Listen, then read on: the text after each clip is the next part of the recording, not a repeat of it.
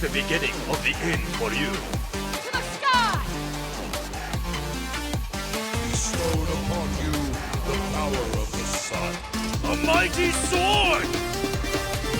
Strike while the iron's hot. For Camelot! For Avalon! Let the heavens rain! I am Ragnarok!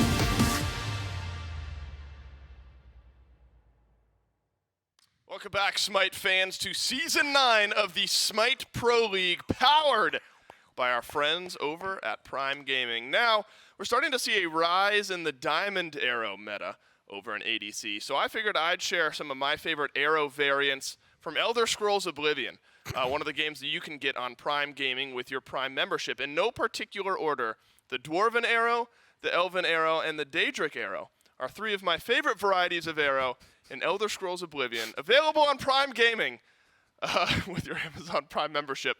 I thought I was solid, Gore. Oh, yeah. Do you remember any of those arrow variants? I do. I just did not foresee that being where that went. I had no idea where you were going. My brain immediately went there yesterday when we started seeing Diamond Arrow as the upgrade.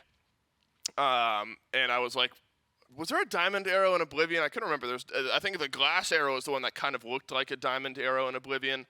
I don't know. There's like 15 different arrow varieties in that game, and you need to go play it. I once like in 2013, 2012, I made a Minecraft mod where I made a ton of different arrows. Yeah? Yeah. How'd that work out? I never used the arrows in Minecraft. I had fun with it. We're going to get so far off track if we keep talking about this. Got to get us right back on schedule. A couple exciting games of SPL on the slate for us here today. We've already had some close matchups yesterday, a couple 3-game sets, maybe some surprises in there as well. Moving on to today, though, we have got a great one to start off, the Valkyries up against the Leviathans, and then our second set of the day, the Olympus Bolts up against the Scarabs. And Gore, the 2-1 win of the Bolts over the Titans, maybe raise some eyebrows. The Bolts certainly a capable team, but maybe Titans having the edge going into that, and the Oni Warriors continuing their hot streak yesterday. And it was, I think, very surprising. Scarabs, man, game 1 yesterday, Scarabs, if we get to see them today, I think that Bolt Scarab set is going to be phenomenal. Games 2, maybe a little bit closer. Game 3, Scarabs, maybe not so much, right? So that one's going to be one I keep my eyes on. But the Bolts, like you said, I think an incredible win over the Titans. And that's one that is not the best case scenario for the Titans, right? When it comes down to standings, you really don't want things like that to get shaken up. Yeah, look, I don't want the standings to get shaken up because of how nice and simple they look right now, but really complex. So to be clear, these are accurate standings. Nobody is tied for their current positions based on plus minuses, head-to-heads, things like that. So what you see is absolutely correct. But things, with still another game or two left to be played for a couple of these teams, things can still absolutely change. This is the last week in this phase of the SPL. So as of right now, the order of the standings are correct, but 4 teams score at 4-2. And if the Leviathans win this set, which many would argue they should, we'll have 5 teams tied at 4-2. And then the Bolts can ruin everything by winning later. By either winning or if they end up losing, then it's either way, they still ruin anything, right? They get knocked out of that 4-2 area no matter what.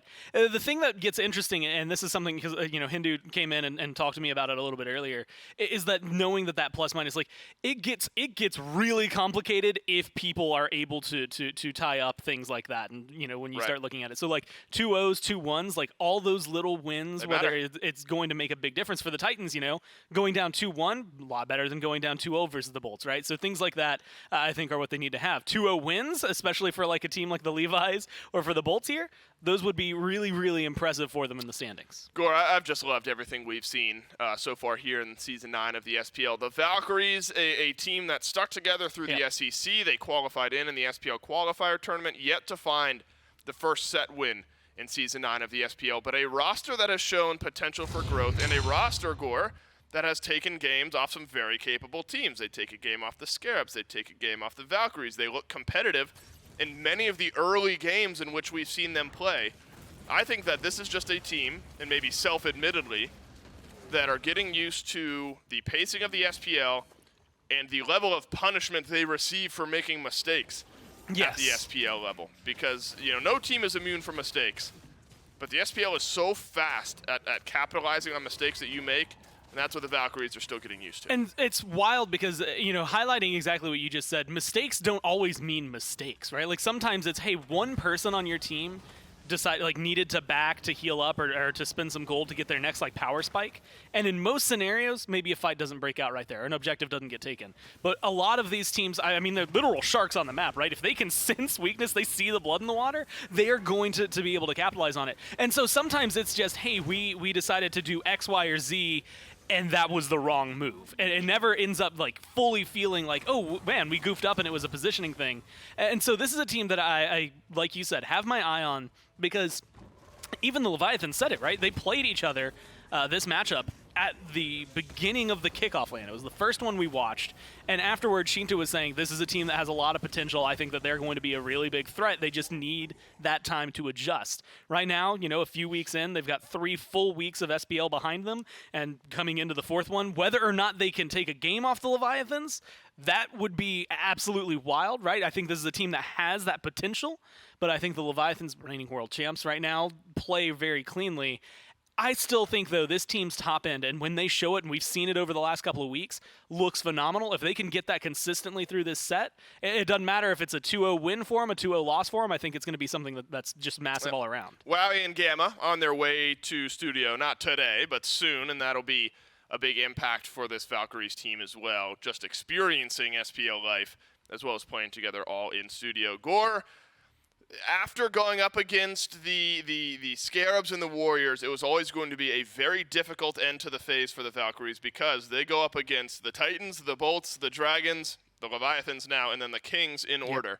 And the Leviathans, their matchup today, defending world champions, but a team, Gore, in the Leviathans that haven't looked at the same strength as maybe they did during their Worlds run. Very capable team.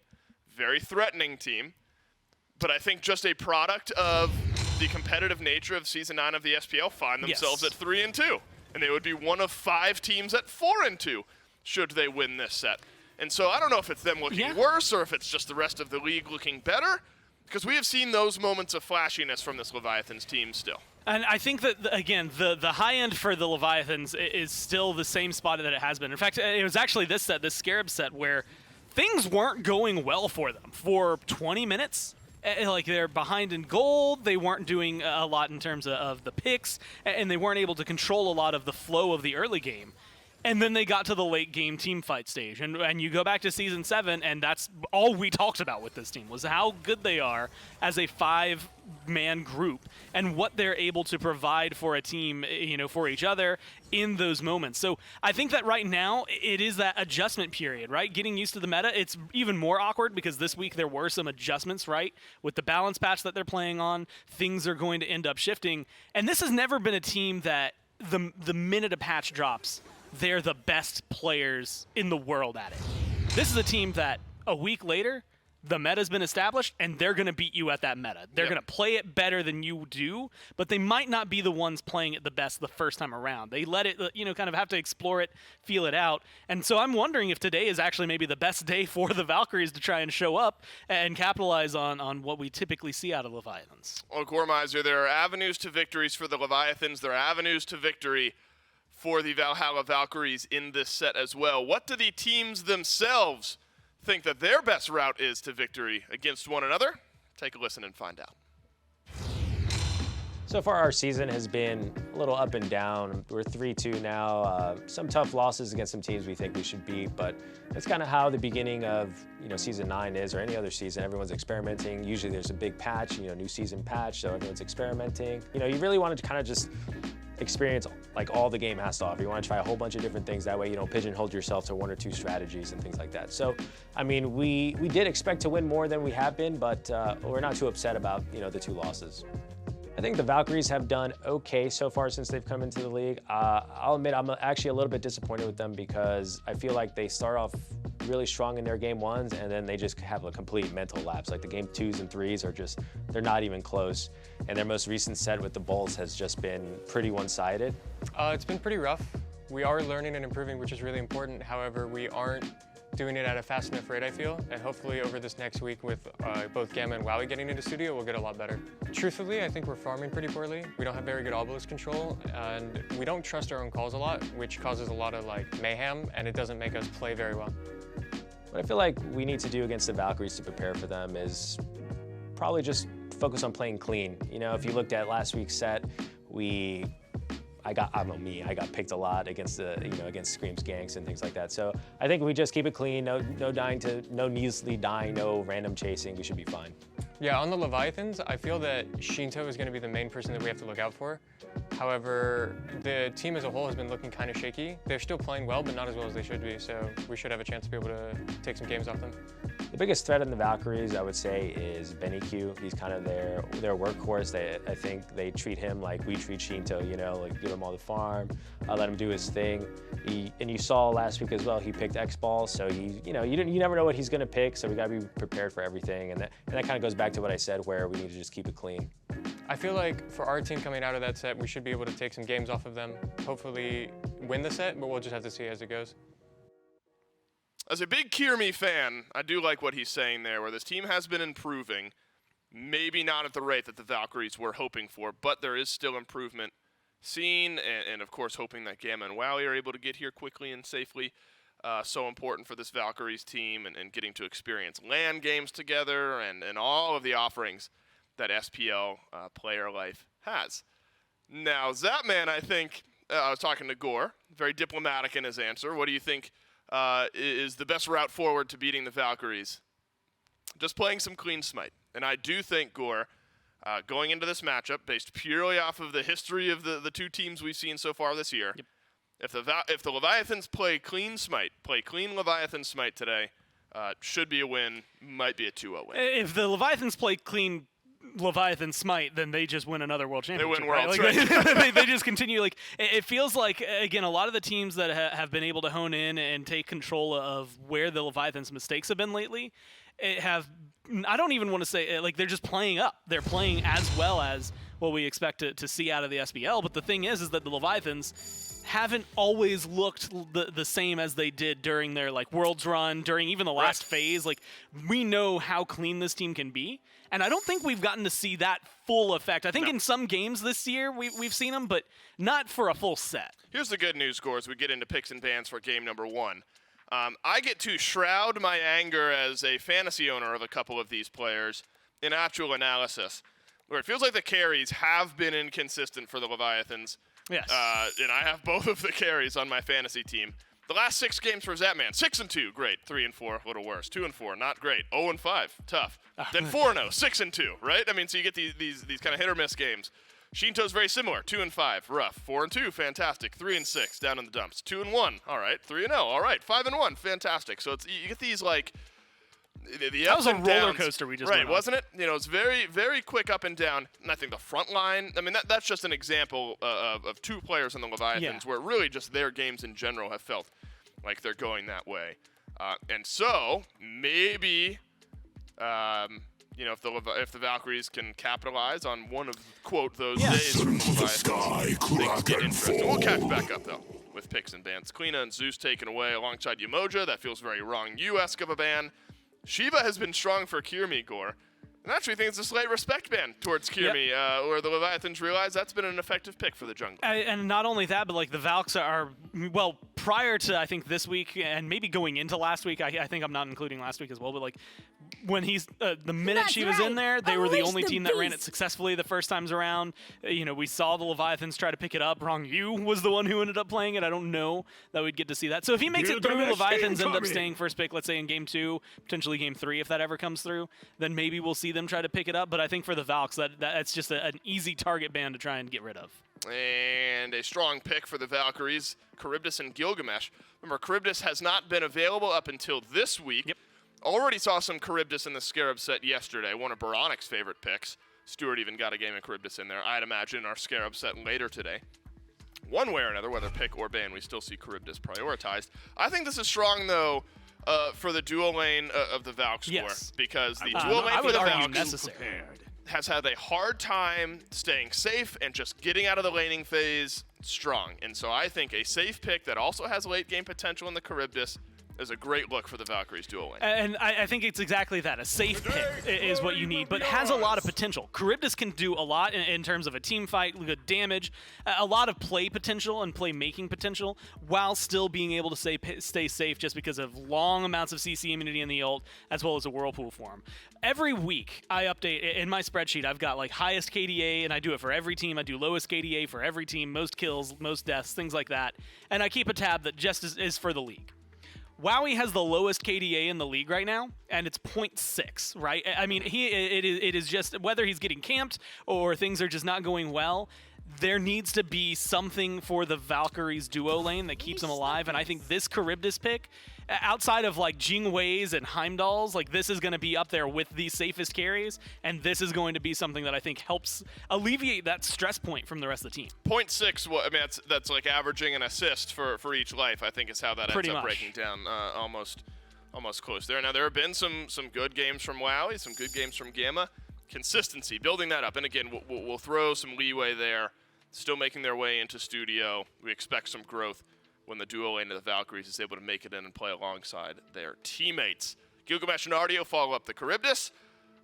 If this ends up being Horus and Ullr, though, Gore, in the duo lane, I am scared of that. No amount of safety in the world is ever going to make me feel safe when Rangyu's on Horus and Zapman's on Ullr. Yeah, I think the amount of aggression, although I will say Zapman on Ullr, I feel like I've seen Shinto play this a little more often lately, so actually, yeah, it is something that could get yoinked over into the mid lane. But with a Horus that can get aggressive, good stun, prot shred as well. I mean, if you're Charybdis, you're trying to play the safe. That, to me, Horus, Ullr, or Horus really with any carry, as long as they can play slightly early, they're going to be looking for, well, I would argue, a level 1 kill right before you can get that Whirlpool on Charybdis, and then that sets you up beautifully. Whoa. Gore, my goodness. How about the setup and the burst damage that the Leviathans have just added at the end of their draft? That is a Giannis for Shinto. I don't know how many times Shinto's played Giannis, Gore, but I have to imagine it's not many, because not many of the mid laners are playing Giannis nowadays. And then a Poseidon in the jungle, we're presuming, for Panatom. And I'm looking at setup from Cthulhu and Horus, and then knockdown from both Ullr, Giannis, and Poseidon. Onslaught is the word that comes to mind, and the Valkyries are going to have to deal with one from the Leviathans in game 1. Yeah, it's something, I mean, there's a wild amount of damage and a lot of good ults that are on the Leviathans right now.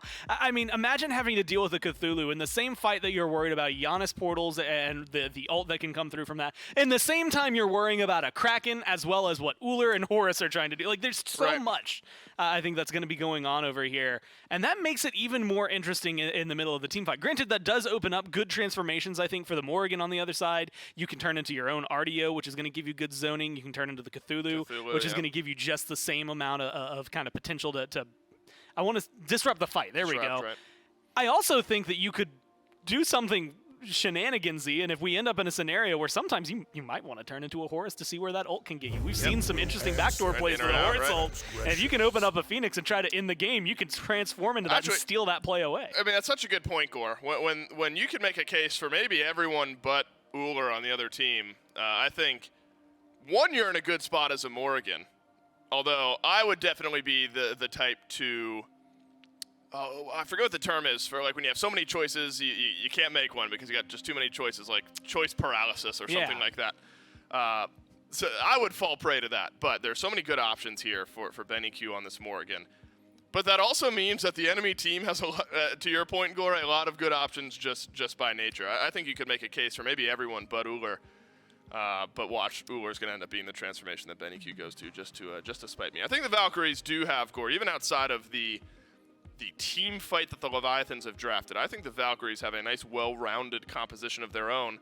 And I think Khepri actually helps out here. If you look at a lot of the insta-kill damage between a Kraken through space and time, burst damage from Ullr, a lot of that gets mitigated by Khepri. Well, not only that, but again, like, I think one of the biggest pressure points that the Leviathans have had, that the Valkyries have had, is their duo lane. Their duo lane, like, it doesn't matter how mid, jungle, and solo are doing, the duo lane is either even or behind so far this year. And I think you get Charybdis, super safe pick. You get Khepri, by the time you hit level 5, guess what? Super safe pick, and you are able to then res somebody. So early game, I think immediately you have a lot of safety. Granted, level 1 is still where I think I'm most worried about it. And then when you get to late game, you've got Peel for your carries coming out of the Gilgamesh. You've got Peel because of the RDO. You've got a Khepri res, like you said. And when, as you highlighted, the instant damage comes through from the Leviathans, as long as there's good communication, then I don't expect to see a lot of like Aegis is used on top of a Scarab's Blessing where they kind of interrupt each other and things like that. And so there should be a lot of interesting moments. Talking about fun transformations as well. I mean, if if your team's doing terribly, you can turn into a Khepri and get a second revive if you really need it. Yeah, if we are in a if your team's doing that badly, something's gone wrong. We're not anyway. we're not in a good spot if we're doing a second Khepri in a fight, especially if you're taking one of your carries out of the engagement, or maybe Gore, you're doing really well where you don't need Benny Q to be any type of damage dealer. You just want a 7th life. Right, you just want an extra life in the fight. Wow, he's popping off. You just want to res him a couple of times.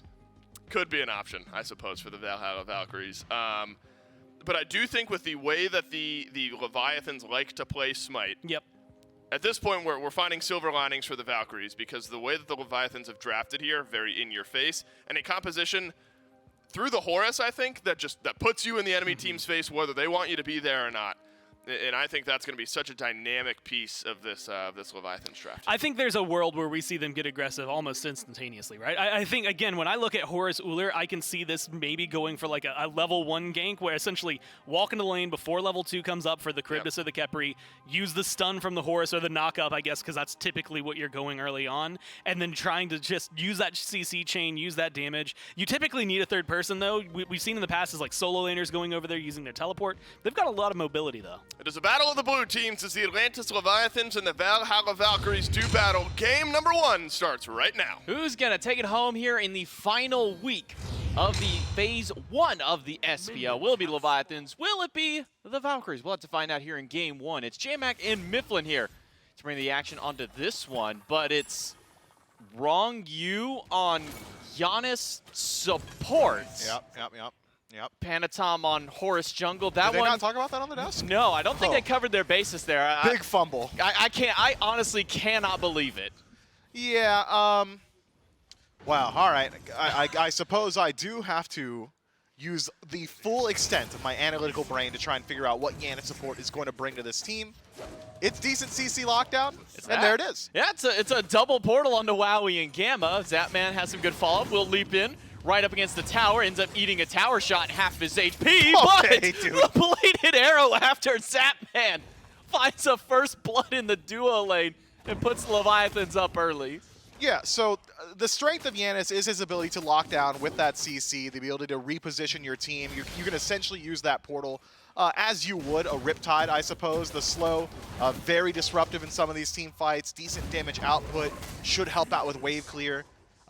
Late game, your ultimate might as well just be another Horus ultimate for your team.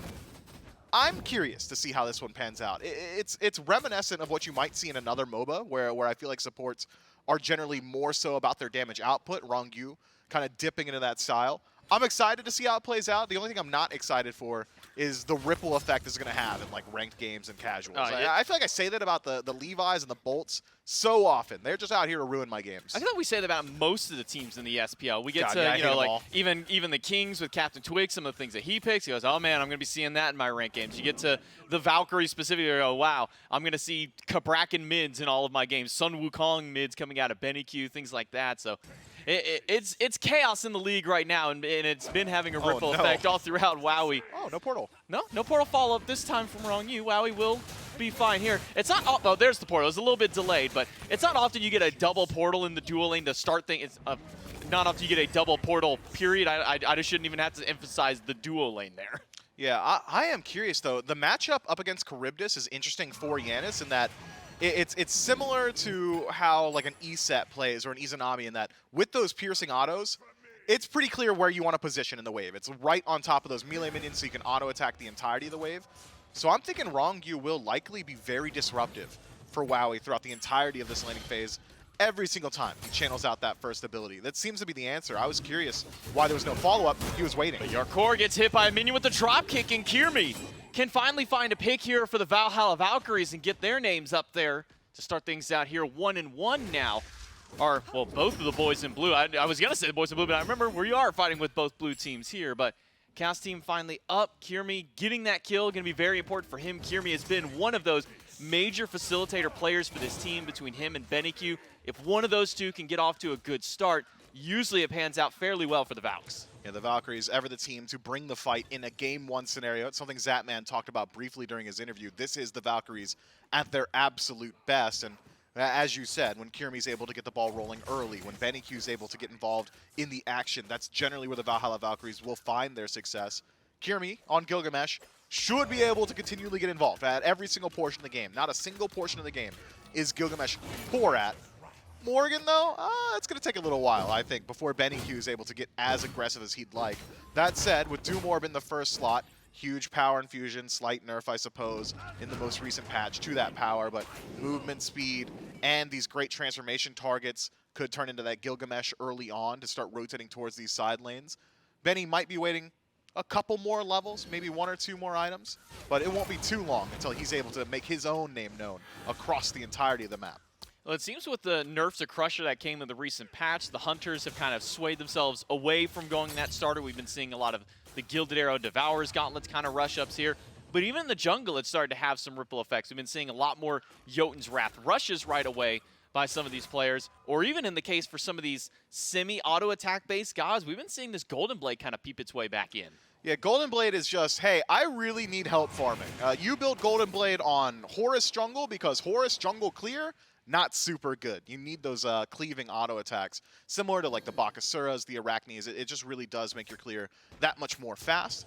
The strength of Horus in the jungle is his gank. It's a stun dash. It's a knock-up immediately afterward. It is incredibly powerful, and with the recent changes to how DR is applied, the only form of CC that does not get DR'd is the knock-up. So Horus, I suppose, not susceptible to that nerf.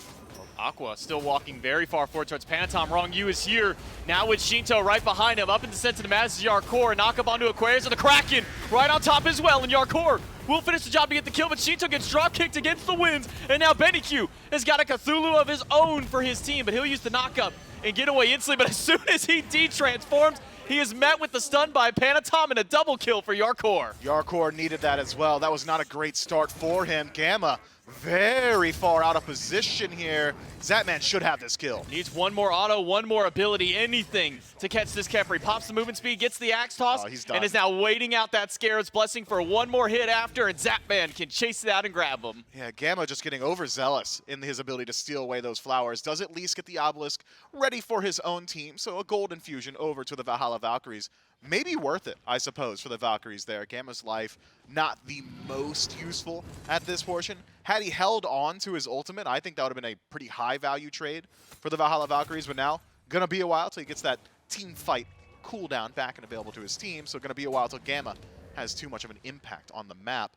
That said, global gold always goes a long way. Wrong, you might be the most threatening support Giannis I've ever seen in my life. Also, How probably many have one you of the seen? Probably 2, I would say, over the course of my time, That's which is probably 2 more than I ever wanted to see out here at the very least. But Wrong You starting out 0-0-3 so far on the Giannis, has that Gauntlet of Thebes already halfway stacked up, where Gamma is just now getting his online, just getting the stacks towards it. But it is going to be stacks in the dual lane as well, as we do have a Transcendence by Zatman. Wowie going for the Devourer's Gauntlets this time around. Yeah, I'm curious to see what the rest of the build shapes up for, like for Wrong You. Is he going to go for the mask in the next slot, similar to what we've seen from ESET? Is it going to be a more CDR focus so you can use those portals more often? Keep your eyes on him. Kiermi goes through the portal and meets a Kraken right at the back end there. Shinto on point thanks to the setup coming from his support.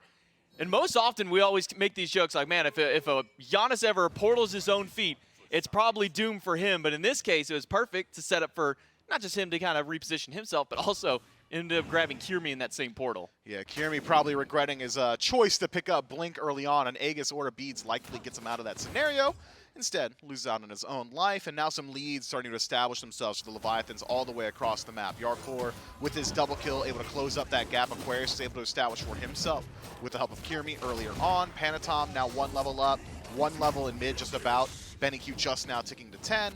supports relatively even, but a larger separation, I think, between these hunters, about a level and a half now, with Zatman already starting to get some stacks on that Transcendence, moving in towards what could be a Jotuns, what could be a Brawlers, even a Crusher. I think that item is still incredibly strong, despite some of the nerfs towards the power most recently. And Wowie, playing this Charybdis, doesn't really have the greatest opportunity to fight back into an Ull that's already 2-0. Yeah, basically needs to have that Whirlpool already ready to fire off before that Axe Toss even comes out if he wants to try and get a boxing match up against Zatman here. Control of the mid camps will go the way of the Leviathans. Panatom now going for Heavy Hammer as a second item on this horse, so building up into that hammer tree. We'll get him a little bit of extra health, some extra power out there as well. Curious to see where he'll go with that option. Meanwhile, the rest of the Leviathans will continue their farm game up here. Shinto's able to pick up his red buff. He'll make his way back into the lane to meet up with Rongyu on support. But yeah, I'm curious as to where Rongyu will go out with the silver breastplate. Started up right now. Gotta imagine maybe Breastplate of Valor on the mind. Yeah, I mean, CDR is just so integral to Yanis' playstyle. He is so dependent on those cooldowns, the ability to reposition himself and his team, that I think it is likely to be the BOV. Rongyu now hovering over towards that purple buff. Will line up with Kirimi, but they know. It's going to be a stun on the Kirimi. Portal as soon as he lands down. It's the Wombo combo that takes out about 60+% of Kirimi's HP. He goes back in, though, to try and get the drop kick. Does have the leap to get on out, and Rongyu's got the ult to get the rest of the team on out of there. An extra portal to make sure that Rongyu has that escape path. But Mivlin, talking about these mid laners and kind of this Doom Orb start that we see out of both Benny and Shinto, we saw Paul kind of going for this too. It seems that Doom Orb is making a rise as a startup here for these mid laners. It's just such a versatile item, man. I've been a huge proponent of saying movement speed probably the most important stat in Smite. It allows you to be involved in more and more team fights. Doom Orb, you're not even really sacrificing all that much power. You maybe slow down your penetration a little bit, but if you can go towards things like Spear of the Magus in the second slot, getting percentage more power, or percentage more damage rather on your whoever targeted by that passive, you're not really feeling too bad about that loss of penetration. Now, already massive power infusion and lifesteal over to Shinto, whereas on the other end, Benny Q, a little bit more standard. Divine Ruin in the second slot, a little bit of anti-heal to deal with. Maybe the lifesteal inherently in Zatman's kit, thanks to that ultimate passive, or switch stance passive if you would. And, well, some of the lifesteal, I suppose, from Shinto. And the healing from Panatom. Yeah, okay, no, I think Divine Ruin definitely works out here. Yeah. Just not the best applicator of it, though. You are generally single target on the Morrigan. Zatman just running as fast as he can. Gamma in tow. Panatom finds Benny Q, gets the beads out of the mid laner, but Benny Q putting some big chunk damage right back at Panatom. Half of his health gone from the 1-2 combo out of this Morgan. Wow, he does fall through a portal, but you probably wouldn't believe me if you see his HP bar. It took basically nothing there. Axe Toss comes through, gets the beads out of the Hunter. Wow, he turns around. Throw a little bit of fight right back at them, but he's going to need to use that Whirlpool to get on out. Yeah, Wowie's beads gone now. Benny Q beads gone now as well. So if I'm Panatom, I'm thinking to myself, well, it doesn't really matter where I find myself on the map. As long as it isn't the Soul Lane, there's some pretty decent kill pressure everywhere. So keep your eyes on the jungler of the Leviathans. He should spell the go button, maybe even Rongyu. Stepping up to this purple buff, Kirimi, he's back. Portal just off the mark, so Rongyu's going to have that one on cooldown for a little while longer. Does throw out the Unstable Vortex. Zatman finds a combo up against Gamma, and Shinto is here. The Whirlpool dropped down, but no Kraken to follow up. Everybody is already separated on the side of the Valkyries, and now it'll be Rongyu to steal some of these offerings away. Yeah, Gamma stops his back, trying to make sure Rongyu isn't able to steal away too many of these flowers. The Leviathans putting in a lot of damage, though. Gamma dropped down to about 40%. Any more damage that the Leviathans can put out might just straight up kill Kirimi, I suppose, who lines up with Panatom in the jungle. I think it might be time for the Gold Fury.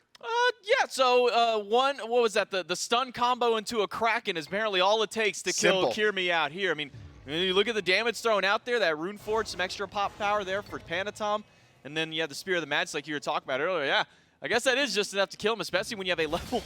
I didn't even realize Shinto was level 14. What?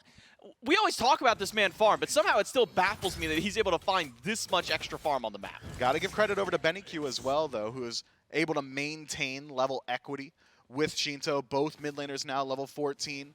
Oh, well, no longer. The second I'm able to finish that breath, Shinto does tick over to 15. But the Leviathans are largely ahead on the map, in map pressure, in kill pressure, in straight up gold and experience. So maybe even a little bit more credit over towards Benny Q, able to just at least maintain some level of parity somewhere on the map. And, well, as both of these mid laners are starting to rapidly approach third, fourth item, we're going to start to see some significant power spikes, specifically for the Morrigan. Benny Q's had a very quiet game so far, probably because his jungler spent a lot of time in the grayscale, hasn't been allowed to play too aggressively. But pretty soon, this Morgan is going to be allowed to act as that solo agent, be a threat all on her own. Gold Fury started up. No ult for Shinto to go for a secure here, but plenty of damage nonetheless. They don't even need any kind of ultimate secure out of any of the mages, out of any of these guys on the Leviathans. They'll just go ahead, grab that Gold Fury, and thought maybe for a moment they'd start this Pyromancer. Instead, it's just Panatom getting a little bit of ward coverage around it to make sure that the Valkyries themselves don't go towards it. And Wrong Yu, the ever menacing Giannis support, will just walk at the enemy team as fast as he can and steal away yet another buff. Yeah, the Leviathan's just constant pressure here. It is a lack of respect on the map, legitimately. They just walk wherever they want to.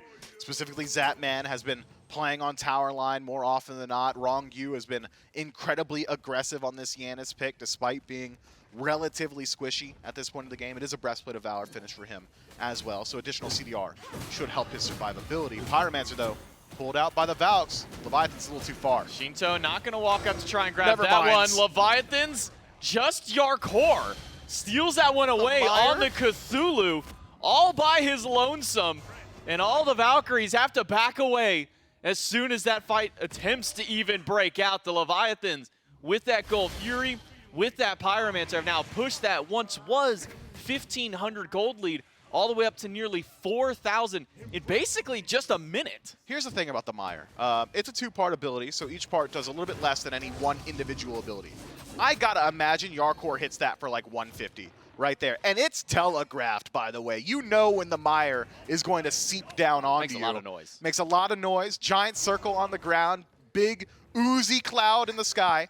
You know it's coming. Somebody could have confirmed that, I'm sure of it, from the Valhalla Valkyries. And, well, I suppose not. Yarkor able to steal that one away with incredible ease. The Leviathans, they just give these moments of hope over to the Valhalla Valkyries, and I'd argue it's even more cruel because they immediately strip it away. I just keep watching what Wrong Yu is doing. He is constantly going over towards these red buffs, getting his team set up here. Panatom gets pulled back in by Gamma. Has the option to find a way out, but a double stun by Wowie. Maybe the death here of Panatom. He'll go down. Kraken whiffed by Shinto. Kirimi still walking in through the sands. Shinto is getting low. Portal from Wrong Yu will make sure that the mid laner can get out. And unfortunately for Panatom, he does go down. And unfortunately for Wowie, he turns the corner just to watch that man strip away yet another purple buff. The Valhalla Valkyrie still getting aggressive on the map, though. Look at that two-stack towards that mid-tower. Are they waiting for Shinto to walk up? No, they reveal themselves. Kirimi blows up the spot. Gamma maintains his own hidden agenda. Tier 1 tower will fall down. Yarkor behind. Have the Valks overstayed. But now they're here. Leviathans 4 versus 3. Shinto does not have that ultimate for this fight. Instead, just drops down the Whirlpool. It's Cthulhu versus Cthulhu, but Yarkor, the original Cthulhu, is the one losing out on most of his health bar. He's going to have to back himself away. Zatman was still W-keying at the team for a moment here with Shinto right behind. And some good poke onto Aquarius. That'll make sure that the Valkyries have to back themselves off. They get a tier 1 tower. They put a lot of pressure onto Yarkor. They keep themselves alive in the fight. Yeah, and they show that they're capable of taking a team fight as well. Yarkor had very good positioning there, was able to get behind the entirety of the Valhalla Valkyries, transforms into that Descent into Madness, and was immediately shut down. That damage output from the entirety of the Valkyries enough to say, hey, sure, you're Cthulhu, but you're going to at least need somebody from your team to help you out, somebody else to generate some of that threat. So the Leviathans now get a heat check. They realize, all right, we're ahead, but we're not so far ahead that we could do literally anything that we want. And the Valhalla Valkyries realize, okay, well, we're pretty far behind, but we still have the potential to team fight if Kirimi's able to get a good drop kick, or if Aquarius is able to work his way into the back line. Aquarius much tankier than Yarkor at this portion of the game, by the way, so should be able to disrupt that back line with some level of ease. And then with that disruption factor, you've got a very safe backline from Wowie. Benny Q can act as that assassin to close gap, essentially, on this the Morrigan. And then you've got, well, that line of safety from Gamma's ultimate to just make sure that whoever is diving for the Valhalla Valkyries has got one way back out. Whereas the Leviathan's team fight is a little bit one note. It's, hey, we're initiating with Panatom. Yarkor's ascended into madness. Shinto, please land your ultimate. He will, because he's Shinto. Wrong Yu, do Giannis support things, and Zatman's going to do damage. Otherwise, if Descent into Madness goes down, if Shinto's Kraken misses, their team fight, the Leviathans that is, takes a major hit. We'll get a good look at it now. Primal Fury respawning shortly. I don't imagine the Valhalla Valkyries will give this one up without some semblance of a fight. I just got to say how jarring it feels to see a Giannis land like a 1-2 combo in this game right now, and it doesn't do half or more of the NA teams. It's like barely burning through Kepri Shield on Gamma at this point through here. Wrong you even opting towards Lono's Mask now, third item. Going to be doing even less damage. We're going to be even tankier around this Primal Fury. Yarkor is here, Aquarius. Charges up the channel onto Panatom. Panatom eats a lot of damage from BennyQ's Dark Omen off to the side. But now BennyQ manages to walk too far forward. He loses out onto the beads. Has to transform into the Cthulhu for some extra protection. Gets a lot of good damage up against Panatom. But Panatom does have the dash to get back to the team. Yarkor still maintains his own ultimate. BennyQ, once he de-transforms, will no longer have access to Changeling or his beads. The Valhalla Valkyries lose out on a lot of their pressure there, and the Leviathans able to reinitiate, having used nothing so far except for Zapman's beads. Lose that there. Wrong you was just a little bit off the mark with the portal, but Zapman still firing some damage right back at them. Yarkor fighting up against Aquarius. Gamma poked out into the back line. And all this fighting to start for the Primal Fury will be started once again by the side of the Leviathans. Kiri to the back line, finds a dropkick against Zapman. There's no beads available to him. The Kraken is off the mark by Shinto. Zapman's got the leap to get out, but it's not far enough because Kirimi's got it wrong. You throws the ultimate just to get some safety for the rest of the team to give them an escape path out. But Yarkor is fighting back in because Panatom has re-entered the fight. Thanks to the help of the Scarab's Blessing, Kirimi stays alive, and the Valkyries have made it out. Can the Valhalla Valkyries make it all the way out? Yarkor finally descends out of the madness. BennyQ able to disengage himself. Phenomenal play from Kirimi. That dropkick into the wall to separate that team fight. Massive. Shinto's Kraken not looking so good there. I think it connects with the one on a knockup, but if you're only hitting one guy, it makes it pretty simple for Gamma to line up his own Scarab's Blessing. The Valhalla Valkyries able to dissuade the reigning world champions from pulling yet another Gold Fury. That said, separation has not changed a whole lot. One kill is the only thing that goes down there, and it does go to the underdogs, but the gold deficit still around that 3,000 mark. Experience still pretty far removed from an even state. And the Leviathans, they may have been stopped, but only for a moment.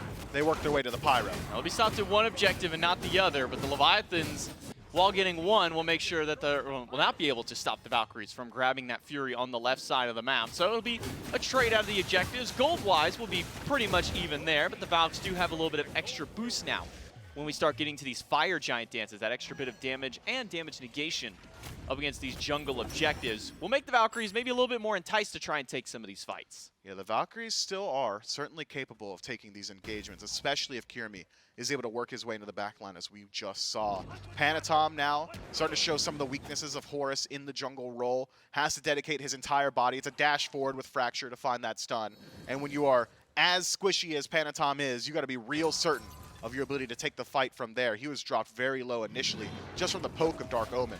Zapman goes in aggressive because he's got the back of the rest of his team. Wowie knocked up, falls down through the portal. Panatom doesn't have the damage to confirm it. The Kraken still available for Shinto, but he's not going to throw it out just yet. Instead, Panatom will use his ult to get the rest of the team out and reposition the Leviathans.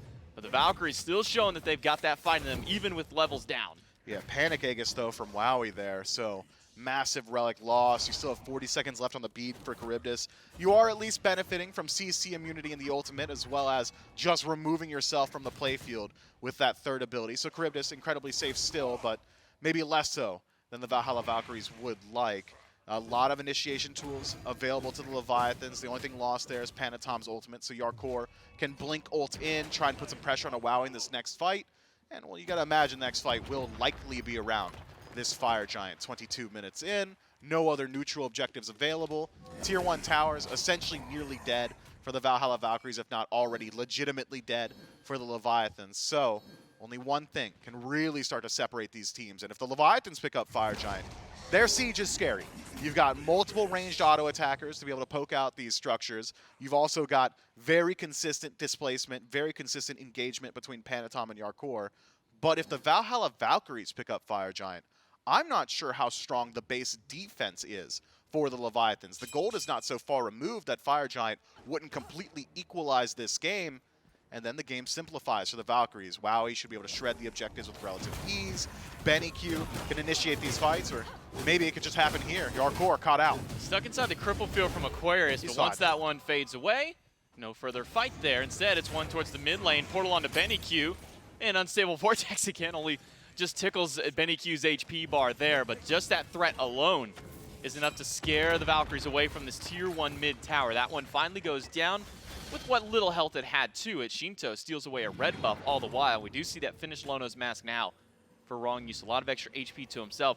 But I want to point out this item that Shinto's picked up. I'm surprised it's been so long since we've seen a Gem of Isolation, and on a god like Poseidon, it feels like it goes hand in hand with him. Yeah, I am just not a Gem of Isolation guy, man. 90 power, like, okay, I suppose. 200 HP, that's decent for your survivability. You're really only picking this up for the passive to apply that slow, and up against what the Valhalla Valkyries have got, that slow will find some value, but you're slowing down a whole lot of your build here. You're not getting any penetration, lifesteal, or anything like that. BennyQ's bubble is popped, so is his beads and his Aegis after the Kraken from Shinto, but a collapse now onto the mid laner of the Leviathans, up into the transformation of BennyQ's own, has the Cthulhu doing some decent damage to the backline. Shinto is low, does not have his relics available. Kirmi walks up, only to get smacked by Panatom, but Panatom now loses out the beats to the drop kick.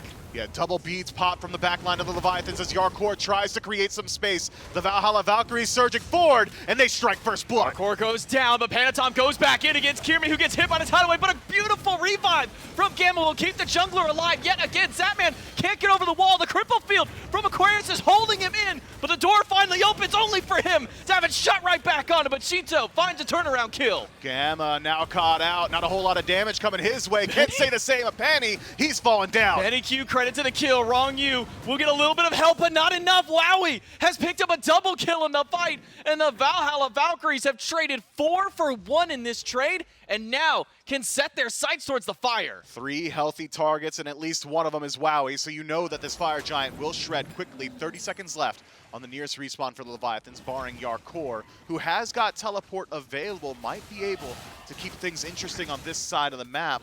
Taking my eyes to the mini-map, not sure there's many wards that he can TP to. The Valhalla Valkyries patiently await their opportunity to take a team fight. I would say so far this game, and I am hesitant to say it because that's Yarkor that I'm about to slander, there has been Cthulhu diff so far.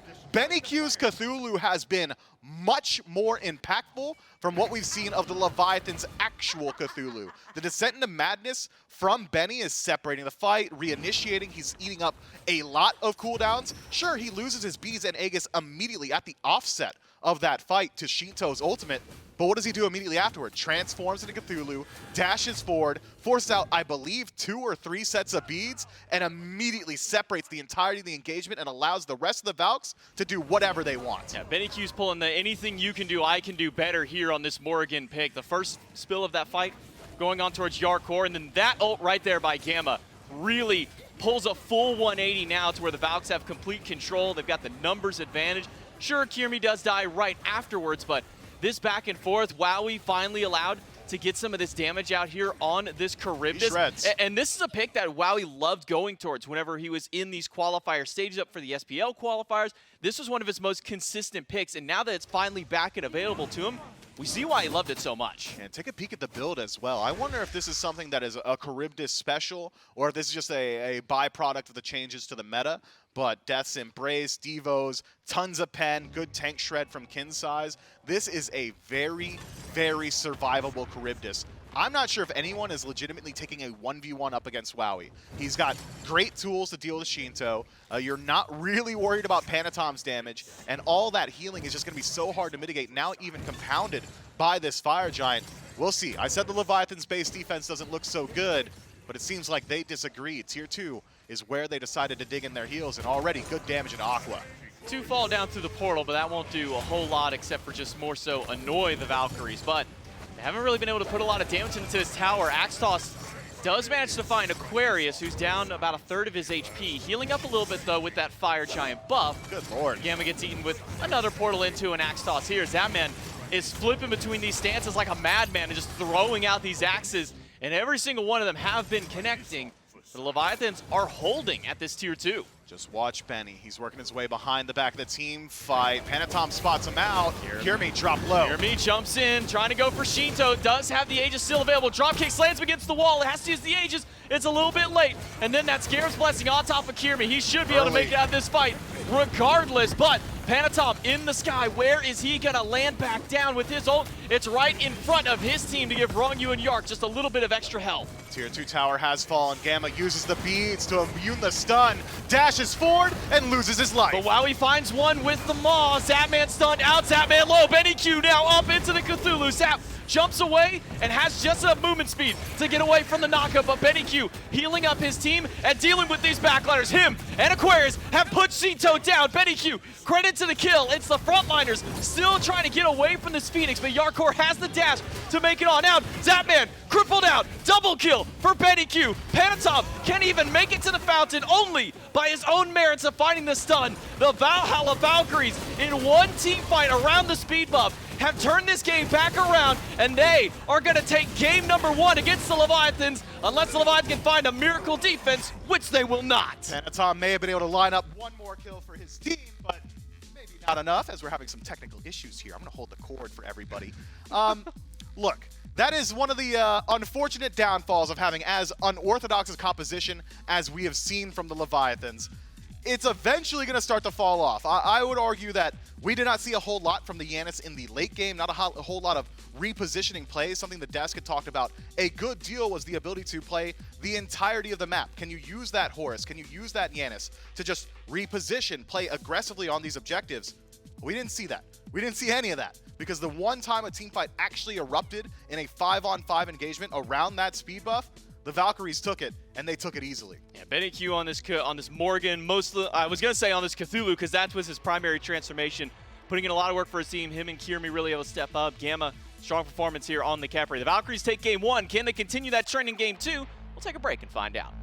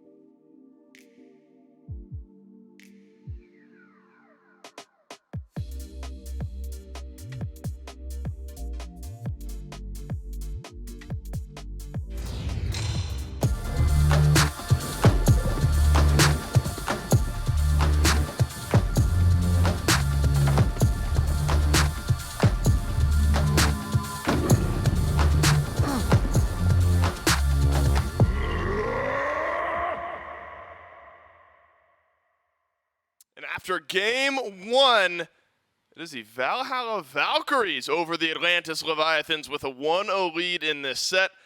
The Leviathans draft was terrifying.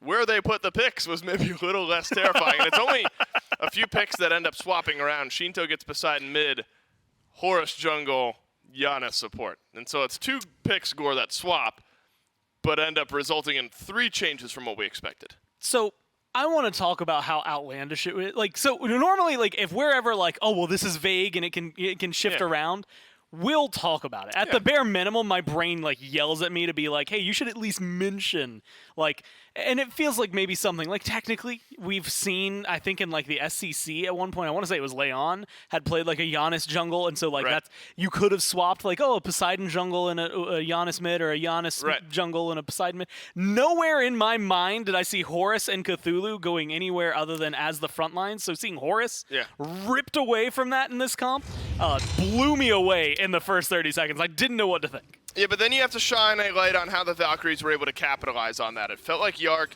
was held in check on the Cthulhu this game. Kirmi on Guild jungle. Remember, he had the Shiva band out. And Gore, it looked like Kirmi was still able to find some effectiveness on this Gilgamesh. And so, honestly, might be a little bit of an understatement. Again, maybe not the most impact, or like maybe the best KDA, I guess is the better way to look at it, that you could see out of it. But I think what we got to see from Kirmi specifically was all over the map and able to do a lot. I think they managed to do a good chunk of as well over on the left side of the map, making sure things didn't get too far behind for the Valkyries. That's been, I mentioned it at the beginning, but something that has been a little concerning for them over the last few weeks. Really good left side play, really good jungle play. Benny Q continues to do the things that we've seen out of Benny Q during the best days, and good transformations here on the Morrigan. And, you know, we always talk about it when we talked about Shinto, we would talk about Paul. There were a lot of players that whenever we saw this whenever we saw this Morrigan, Venenu was the other name, would, you know, come in and come online. It was, you know, you'd have your Morrigans, they're getting their good transformations, they're making a presence, and then you've got the Morrigans, and I think this one is starting to lean maybe a little bit more towards one. I'd love to see Benny run this pick more often, especially with that kind of performance. Really good transformation choices. Really weird decisions from the Leviathans as to where they threw things wrong. I think, had tweeted out the Giannis support earlier this week, and so they did it. You called it. And we can't, and you know what? We can't take that back. It happened. Well, we were assuming it was a joke. And in some ways, maybe it was here in game number 1, but I don't. Now this did interesting things. It did interesting things. Actually, it got what, first blood, or they got really aggressive early on. Right. And I want to give a shout out to Wowie because we have thrown out the stats and how the KDA hasn't been great so far this year. Now it hasn't been a good run for the dual lane of this team, and so when they do have a good game put together outside of that dropped first blood, I think you have to give shout-outs. And Wowie did top damage in that game. I think the Charybdis was a worthwhile pick. And so I think that was a good performances in a phase of tough performances. And you can just see it, and Gamma. Like bottom left, he's absolutely ecstatic there in the cameras. Yeah, he probably looks like Aurora did in the background there. I'm just going to use Aurora as the placeholder for Wowie for the time being. A rare sight, though. Not only the Leviathans being down going into picks and bans for Game 2, although I guess we've seen that a little bit more here in Season 9 than we're used to at the end of Season 8. But the Valkyries being up going into picks and bans for Game 2. Now, this is going to be an interesting, I think, pick and ban phase to analyze, Gore, because one of two things can happen. The Leviathans can say, look, we're qualified to Masters. No team is qualifying in. All 8 teams in the SPL are qualified to Masters. It is just what, like top 4 for seeding in the tournament, and like that. It's just how many games are you going to have to play through that week? Right, and so my point being, we'll see if the Leviathans truly thought that Giannis support was going to make some waves, or if they were just having some fun. I imagine we'll see a little bit more of a serious draft. Although, I don't know, that seems harsh by me. Maybe it's not serious. Maybe there truly is some merit to the Giannis support. It just didn't quite hit the mark. And the Leviathans had moments in that game where they looked like they were ahead. The comp just kind of fell apart. We've often seen things like that where, like, you know, for the Leviathans in scrims for the past week, that Giannis support might have just been thrashing everybody they played it up against. Right.